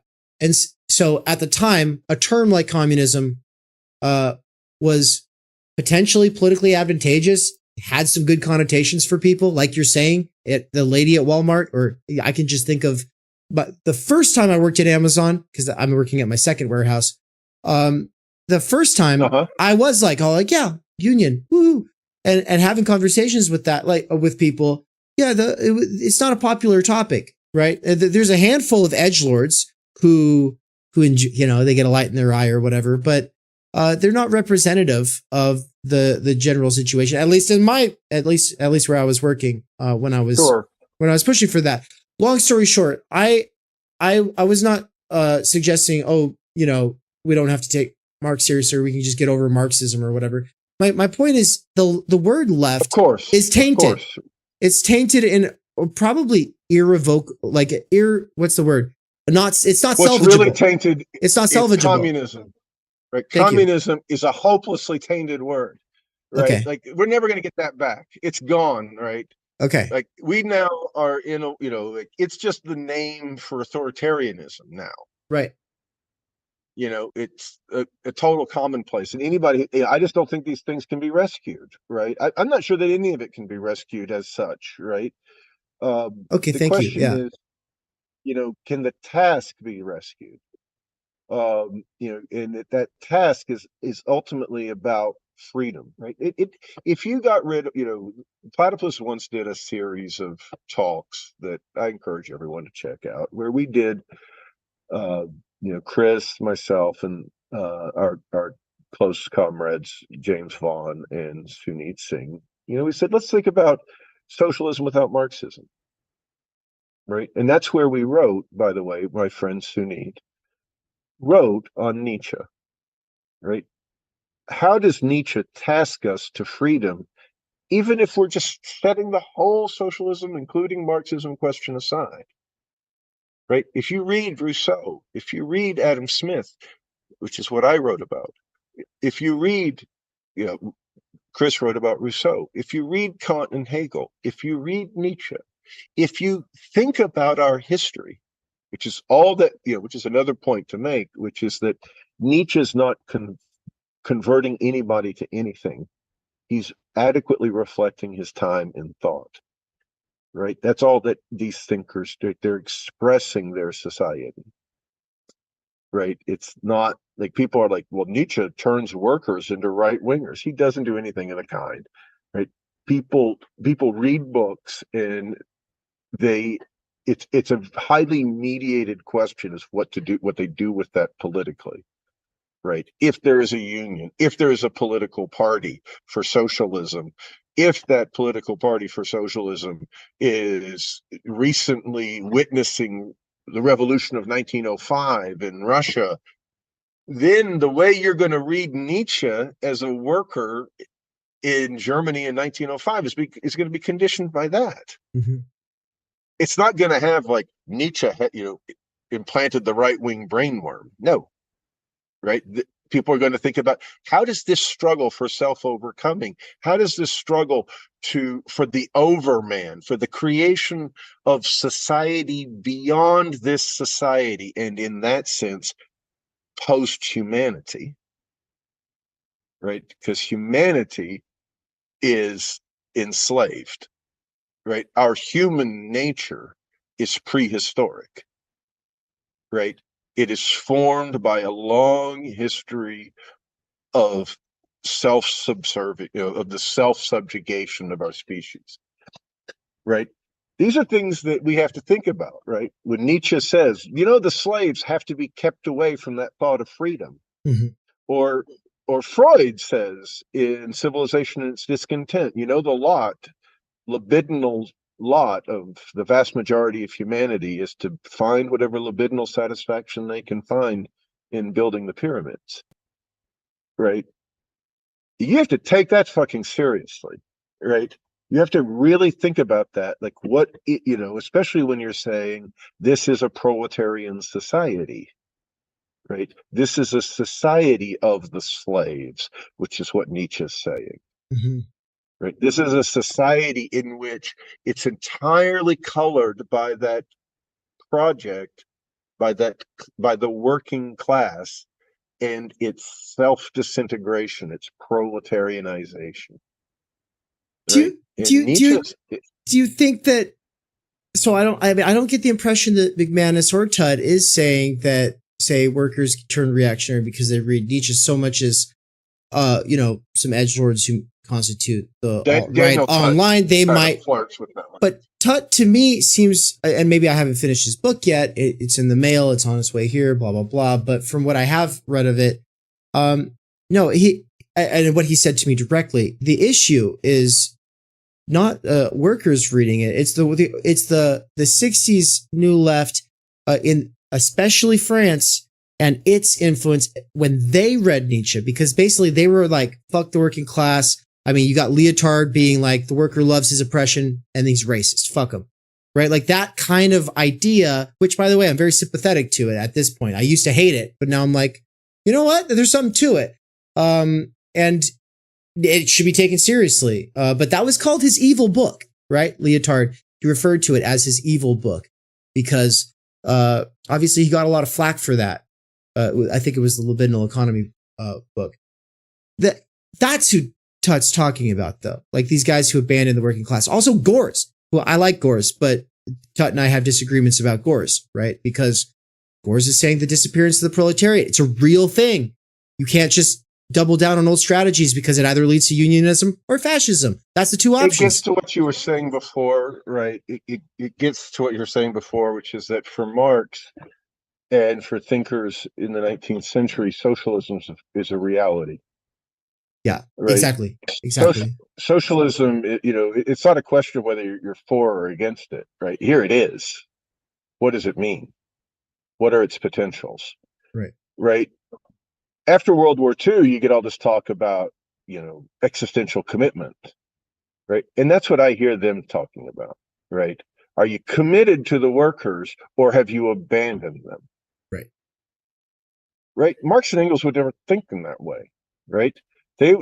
For them, like there it is. Like, for them, you could abandon the task of your time, But that's not about like the working class. That's not like being down with the working class or not, right? They're not like, what does it even mean, right? They, I think Chris talked to you about Das Kapital recently, right? And he told you that whole book is a criticism of socialism, right? Who are the political economy people? The working class. They're the ones that care about Adam Smith. They're the ones who care about getting the value of their labor, right? They're not upset about the fact that the capitalists take a certain surplus value. That's not the problem. Adam Smith already told them and told us, well, that's taking some of the wealth that we're producing in the present to expand our capacity for producing wealth into the future and for future generations, right? That's allotting some of the wealth we're producing today for the sake of the future. That's not the problem with the capitalists, right? Working people understood this. Now you just get this notion that like, basically books have politics, which I'm kind of arguing against, right? Like Nietzsche is like, he's that book is blue. It's for the aristocracy, right? That's a blue blood book. No, that's a book about freedom. And there's people in the chat who said, I read Daniel Tutt and he convinced me it's about aristocracy. Read to the end. Read to the end of the Genealogy of Morals, his most political book, is a total rejection of aristocratic values. It's a total identification with the project, with the fate of nihilism as the legacy of the slave revolt in morality. And it's a question of pushing beyond it. It is a question of restoring nothing. It is a completely post-restorationist project and therefore a completely anti-aristocratic project. These people, you have to learn to, that's why it's about, this is why the Marxist Lukács, the Lukács of history and class consciousness, says all of Marx's predictions could be wrong, and that wouldn't touch the heart of Marxism. Because the heart of Marxism is a method. It's a method of dialectical thinking. I know that sounds like hocus pocus to people, and they want to go off and read their analytic philosophy, and they want to go read their Heidegger. But there's one revolutionary tradition, and it's the tradition of the dialectic. And it's founded in bourgeois thought, and it passes through from Descartes to Locke, to Rousseau, to Kant, to Hegel.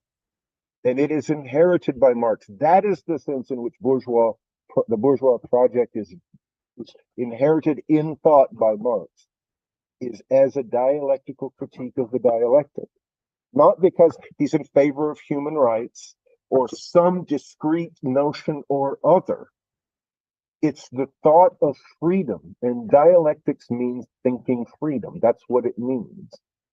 There's a different logic to the freedom in history than there is to mathematics, which Marx tells you right in there at the beginning of Capital, because I know you were reading chapter 1, and he says, 20 yards of linen equals 1 coat is not the same thing as 1 coat equals 20 yards of linen. You already know you're in another world now, right? You're not in Kansas anymore, because 20 yards of linen equals 1 coat is the same thing as 1 coat equals 20 yards of linen in any logic, any standard logic, right? Marx is telling you, he's winking, right? We're in the dialectic world now, pal, right? I'm unfolding a social form of freedom. I'm unfolding the money form, right? I'm not making some logical deduction. I'm talking about a historical form and its inner logic, right? How you get from the commodity to money, right? That's a logic of freedom, of course, because money is a symbol of human freedom, right? Ask anybody who doesn't have it or isn't allowed to own it, like a slave. or earn it, right? Of course. It's an outward and visible sign of our bourgeois freedom. So the issue that I'm trying to highlight is the issue of Marxism as inheriting the tradition that nobody wants to talk about. Not the tradition of, Heideggerian ontology and all of its epigonies, or the tradition of logical positivism. Right? And that's why, the last thing I'll say is the critique of Heidegger is Adorno's. It's Adorno's, right? It's not this and that and the other thing, right? Like Simone de Beauvoir and, Husserl, Levinas, and yeah. Yeah, I mean, in other words, like there's a question of thinking the thoughts of revolution, of the modern revolution, right? What does it mean to preserve Marxism in thought? Because that's what the Frankfurt School are doing. That's what Adorno's doing. After Marxism, what does it mean to think with it?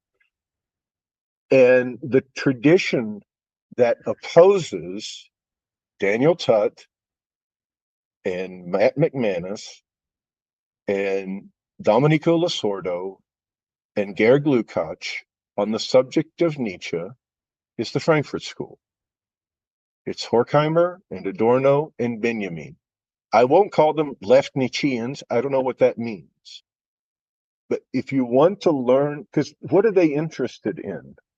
They're interested in the full resources of emancipatory thought. That's what Marx is interested in. Marx has no boundaries. Right? He takes from the whole of his world for the revolution. He draws from all currents of socialism, all currents of modern thought. Right? Just gets back to where we began. He would draw on Nietzsche and Freud if he knew them. I mean, he would say Nietzsche is like a lunatic. He ought to know, like, there already is a project of the Selbstaufhebung of this society, right? The most effective critique is from within, right? He's over there in Italy, right, as a decadent bohemian intellectual, but he would respect it, right? He would be Nietzsche's ultimate reader. That he would understand it exactly, just, because it's fearlessness. It's intellectual fearlessness at the heart of Marxism. Yeah. Right? Because it's, that's what people, like, if you're going to work through this thing, right, that's what you have to get in touch with. That is what I am most attracted to, I think, when it comes to Marx as a figure and sort of inspiration, is like his dedication to fearlessly taking on everything that's relevant to understanding the situation. I think where I would want to disagree is just I think he would read Heidegger as much as he would read Nietzsche, and that he would get something out of both of them. And I think the difference is that Heidegger is a symptom of the failure of socialism. Like, that's the difference. Right, Heidegger's incapable of being. Socialism hadn't failed yet. Socialism hadn't failed yet. Of course it had. It had, right? By 1929, it's failing, right? The coming of fascism. It's not like Heidegger the question isn't Heidegger affirming fascism or rejecting fascism. He's adequately reflecting the trajectory of his society, and therefore he's a fascist. Okay, I like that. But also, he gets his main lecturing gig at Frankfurt in 1916, a year before 1917, right? It's not failed yet. I mean, unless you want to argue that 1917 had already failed. Well, arguably, we've never recovered from the outbreak of World War I. I like that, yeah. And he is definitely a symptom of the failures of World War I is the crushing blow of the project of international socialism, right? That obviously the Bolshevik Revolution did not, fully reverse. Yeah, I'm not sure how many people here actually were in the course, but at least Mandy, who's in the chat, was in the Being in Time course. And I will just say, we definitely have, I mean, that is the thing. Dreyfus and Blattner, they're not reading it. And even I would say Volin and all these people who are critical of Heidegger, they're not reading it as a text that is profoundly shaped by World War I and the German experience coming out of World War I. But not just that, but also Russia being right over the border and what was going on with the worker struggle there. So that is how we're reading it. If you have a few minutes, I'll just make a last point about that, which is you just have to be very careful. And again, maybe it comes from like my and Chris's age, right? Like for us, like the New Left and like the 68ers were young, vital people, right? When we encountered them as teachers, so Moishe Pastone, felt very young, like I'd go for walks with Moishe. I never thought for a minute, like, can this guy keep up? Right? No. And he was intellectually vital. You mentioned like where, the teachers that I had, and I had, Richard Rorty and Jürgen Habermas. These were my teachers. They were young. They were thinking in front of you on their feet. And therefore, Chris and I became very aware of the way that their project was running into the sands, right? The way that the project of the New Left really had collapsed or been realized as neoliberalism, you could say. Had been wholly incorporated into capitalism in a way that forced us to really reject the reproduction of new leftism in our generation. And Chris much more acutely than me, right? Chris saw that very clearly as a very young person, right? That's the significance of his experience with the Spartacus League and with Adolf Reed and these people at a young age.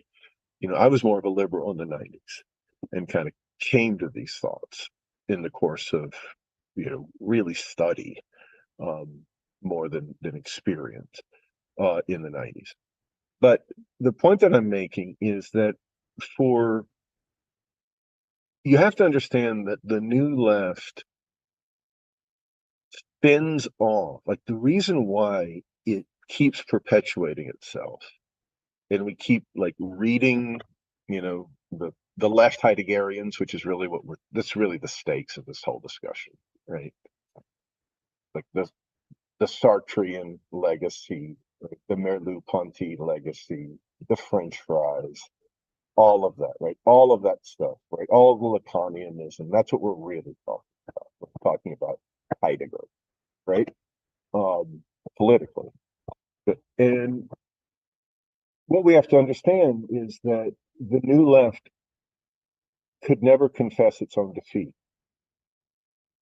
right? Instead, they think that they're still carrying on, like the battle's still going on, right? It's really over. And what I fear with these millennials is that they think this is the frame, right? They think the frame is, basically, what did Badiou say? And, what did Lacan say? And what did Lyotard say?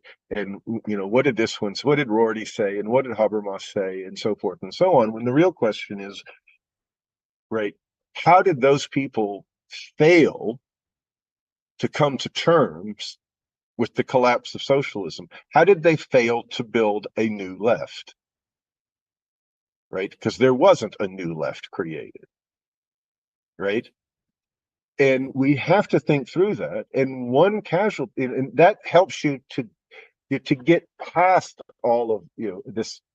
In other words, the Heideggerian legacy is the acceptance of the defeat of socialism. That's what it means to say that Heidegger is a product of the defeat of socialism. Right? He's the philosopher of the collapse of freedom in the 20th century. And that's how Adorno treats him. And that's why Adorno thinks we have to deal with him. He is the philosopher of our time. Right? But we can only deal with him by viewing him in that light. We have to look at him in the light of Hegel. We have to look at him in the light of the French Revolution, in the light of the dialectical tradition, in the light of the project of socialism. That's the only thing that illuminates it. The only thing that truly illuminates Heidegger.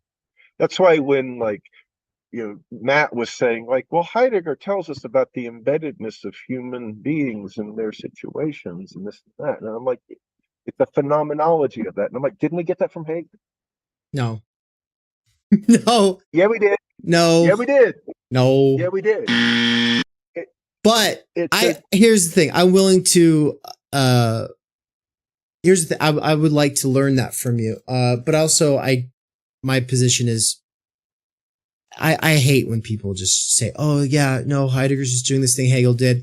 I'm sorry. I've read this book more than anybody who says that. I've read this book more than anyone who says that. I don't just recite Heidegger while burning incense. I actually read him, and I don't think that anybody who's reciting him is reading him. I don't mean it like that, Dave. I don't mean it like that. But I'm definitely committed to continuing this conversation, and I want to let you have the floor here to close out. So I don't want to just, you're wrong. But I want to let that be an opening to a future conversation for sure. I have to say it's not. I would say that it's socialist. You'd be better off talking to Chris about all this philosophy stuff, really. But the thing about Adorno, I would like to learn from you about Adorno. When I've read the critique of, his the jargon of authenticity is the most I've read on his Heidegger, right? So I think that's garbage. I don't think that's a really good critique of Heidegger. I think it is a good critique of hipsters and their version of authenticity, but it completely and profoundly misunderstands what Heidegger is doing with authenticity. And so, if you want to read Adorno and Heidegger, read the book Negative Dialectics. That is what I have to read, but it's unreadable. No one thinks that there's a good translation of it. So it's a fine translation. It's just as good as the Heidegger translation. You're the first person I've found who says that. I mean, if you understand Marxism, you'll figure it out, right? All English translations can't grasp Marxism because English isn't like the native language of Marxism. German is. Sure. Right. So you have to learn, like, when when the translator makes some stupid translation like merchandise for commodity. You just have to understand this guy doesn't know Marxism. It's not that he doesn't know German or that he doesn't know English. He knows German and English just fine. It's accurate at that level. He just doesn't know Marxism. Yeah. Right. And quite frankly, nobody does. Which is what you're saying. Few people do. For sure. Right. So when you're reading Marxism in English, you just have to kind of reconstruct it in your mind because it's never, well translated.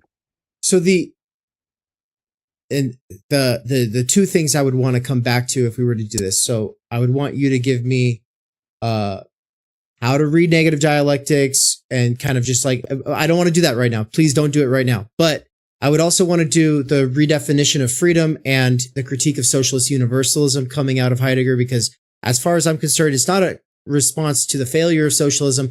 It's a response to peak socialism and a specific kind of universalism that meant, yeah, we'll burn your priests and everybody's going to be happy. He was worried about the success of socialism before it failed.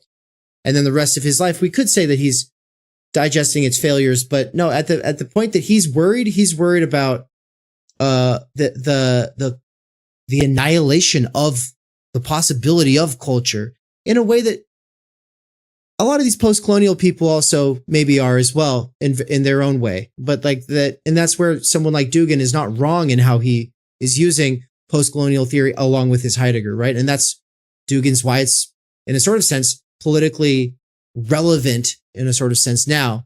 But I want to bring you back for a conversation about Adorno. I want to bring you back for a conversation about the so-called international left, the national liberation thing. I'd love to set up a conversation with you in one dime, aka if I Tony. Could say, I would just say that me on Adorno is just second-rate Chris, right? Chris knows Adorno better. Chris wrote a dissertation on Adorno, right? No matter what anybody says, there's a whole academic industry of Adorno studies that carries on as if Chris Cutrone doesn't exist. But Chris Cutrone is the leading interpreter of Adorno in the world, right? You should talk to him. He will accept your invitation. I know right? him. So just being serious about that, I've studied Adorno, and I met Chris in an Adorno class, among other classes with Pistone. But over time, Chris became my teacher on the subject of Adorno, right? We have to acknowledge when people master things, right? And Chris masters it. Cool. And so I'd say that, I'm a historian of empire. I'd be happy to talk to you about those questions that we were talking about before, respecting, third world nationalism and Maoism and anti-imperialism and those sorts of things. I've studied all my life, and I know history well. Chris will be the first to tell you I know it a lot better than he does, right? Because there's a division of labor amongst intellectuals. And, like I said in the very beginning, I'm not like Daniel Todd, and I'm not like Matt or Chris. I'm not like a philosophy student. I just know these people are wrong. I know that they're wrong, because I've read enough of the good books, right? I know enough of Hegel and Marx. What I was saying about Heidegger is not that it's reducible to Hegel, right? We have to understand Heidegger. Right? And Heidegger has a task, of course he does, right?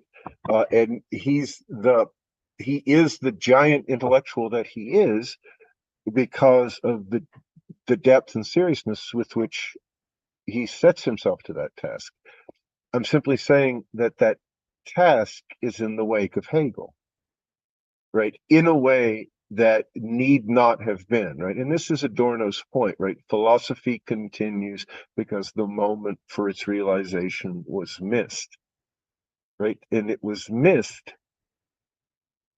in the failure of the Second Revolution to build the Second International to build world socialism. It was missed in World War I and the Bolshevik Revolution, and the failure to make the Bolshevik Revolution either a world revolution or just another moment in the ongoing building of socialism, like the revolution of 1905 had been, right? Instead, it becomes the launching of the self-conscious liquidation, or the liquidation of socialism, which is the meaning of the word Stalinism, right? We can't see the Bolshevik Revolution as simply heroic in the way that ultimately we'll look at 1905 and the Paris Commune in 1848 as sort of steps on the way to something that ultimately didn't happen. But 1917 is also the beginning of the end, right? It's the crisis that we're still in, is another way of thinking about it, right? Which is why we have to think through Lenin, right? And I would encourage students to understand, this is where I'll push back, and Chris will be happy for me to do it, right? I'll be push back against all this philosophy. Because we're not suffering from the failure to think it through. We're suffering from a failure to realize it in history. And that's an intellectual problem. That's not just we need to go hit the streets and be activists. I'm not saying we need action, not thought. I'm saying that socialism failed in history. It didn't fail in philosophy, right? It failed as a project of millions. It failed as a project of tens and of hundreds of millions. Not, when we're thinking about that, it isn't about what books people read anymore, right? It's about leadership. It's about party. It's about political forms. It's about, strike committees and unions and newspapers and a whole range of forms, right? And we're just trapped here in the failure of the revolution. And looking for the culprit. And Nietzsche's not the culprit.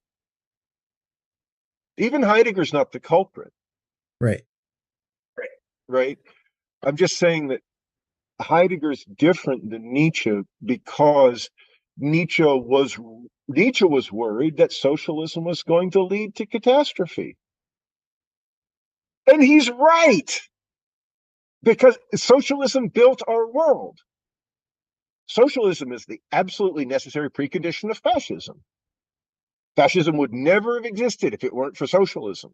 Make no mistake. It's right there in the name. Socialism. National Socialism. Right? The SPD is the model of the Nazi Party. Right?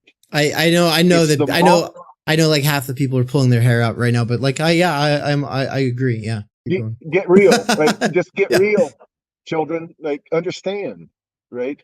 This is why, if don't talk to me about fascism unless you're willing to talk to me about Marxism, right? This is straight out of the Frankfurt School of Wilhelm Reich. Everybody knows it, right? The whole idea that when we come to power, it's the end of democracy and the beginning of a new epoch. In other words, the founding of a new 1,000-year Reich. That's straight out of socialism. That's the fascist take on the dictatorship of the proletariat. Right? Come on, people. Right? How else could it be the counter-revolution in the heart of revolutionary Europe? Right. And also its mode of organizing itself, and many of the leaders, absolutely, they're where they learned how to organize. Where was that? Right. So absolutely. I think that's a great note to end on. It's very provocative. Hopefully it'll get a lot of people thinking. I look forward to hearing from you all. I look forward to bringing you back, Spencer. Thank you so much for this. I guess the last thing. Nice to meet you. Serendipitously like this. Yeah, it's really cool that it worked out. I guess the thing I'm going to say before I cut the stream, everybody, is look at the description in the video, see how to get involved. I do need subscribers. I do need patrons because I am quitting my job at Amazon and I'm doing this. This is all I'm doing. And we're getting ready to go to Europe for the book tour. We're getting ready to do the conference in October in Mexico. We're taking calls for proposals for like 8 different anthologies, including one on a lot of the topics here. And of course, Spencer and Catrone will be invited to be in it. And Catrone was in the first thing that we published as far as anthologies goes, Underground Theory.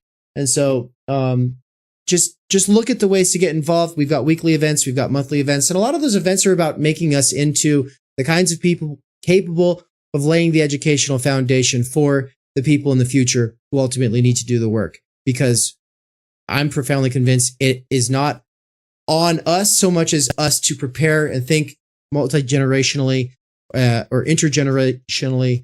And part of that is just like we have Spanish club, we have French club, we have German club, we have multilingualism is an actual praxis, right? Like that idea of we ultimately want to be able to read these texts firsthand.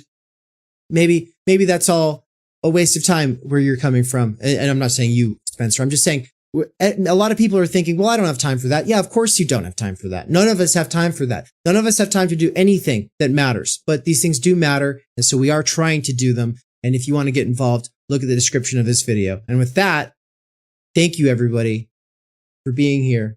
I'm about to roll the PSA. Do not take the part about the app seriously. I'm getting rid of the app pretty soon here. So besides that, the PSA is current, but the app is on its way out. And the best way to become a subscriber is through the website, not through the app. Thank you. Thank you, Spencer. Thank you. We cannot do direct revolution, but the only way to lay the foundation for it is to do what you are doing to move the underground. It's a theoretically correct title. Welcome to Theory Underground, where workers with earbuds can find genuine liberation from necessity. Research at Theory Underground focuses on what is most important for understanding our current situation: theory of the subject, capital, time-energy theory, critical media theory, CMT, and the most essential critiques necessary for understanding why the theory, ideology, and common sense of influencers left to right misses the mark. Theory Underground is a publishing house as well as lecture course and social media platform. You've been reading Underground Theory. Yes. And amazing book. I'm a publisher and an editor. I run a review of books. Literally, it's my living. This is the best edited collection I've ever read. Jesus Christ. Seriously. This is a little experiment in what I, David McManus, can pull off without relying on the academy or the algorithmic dictates of the attention economy. I believe that I am, like so many others, pioneering a future in which educators can form learning webs that will make learning as a way of life enjoyable and emancipatory. However, before these tools become accessible, they have to be experimented with. That's why I built my own website and app using nothing more than my own saved wages, 5 patrons, and some small classes of students over the last year. Of course, I also have had my wife Anne's moral support and help with accounting so that I don't get in trouble with the IRS or whatever. In less than a year, Theory Underground has already put out 8 courses, 2 books, one, my book, Time Energy, and the other, Underground Theory, which has over 30 contributors, including works written by students at Theory Underground, some of my fellow travelers, and colleagues in the broader universe of Underground Theory.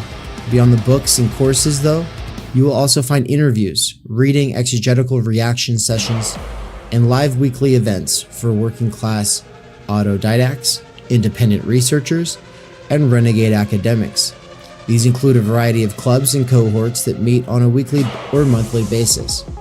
If you want to get involved, there are 4 main subscription levels. Think of it like a gym membership, but for your mind. The point is to make learning, practice, and theoretical comprehension a way of life. If I can triple my subscribers in the next 2 months, I can quit my gig at Amazon and focus on this work full time. All I need is a few more people at each of the levels, or a couple big-time patrons who just want to see it happen. Right now I am doing a patron and site subscriber drive, so excuse the commercial. But if you end up really liking what goes on at this channel, consider signing up soon. I hope that you either will or have enjoyed the program, and also make sure to like, comment, subscribe, and leave this playing in the background all the time while you're doing other things. Playing long-form Theory Underground content in the background while you do things has, in the near future, been scientifically proven to emancipate minds from the functional illiteracy imposed on workers by the structural stultification of time energy. This is achieved by reterritorializing circumspective concern. Also,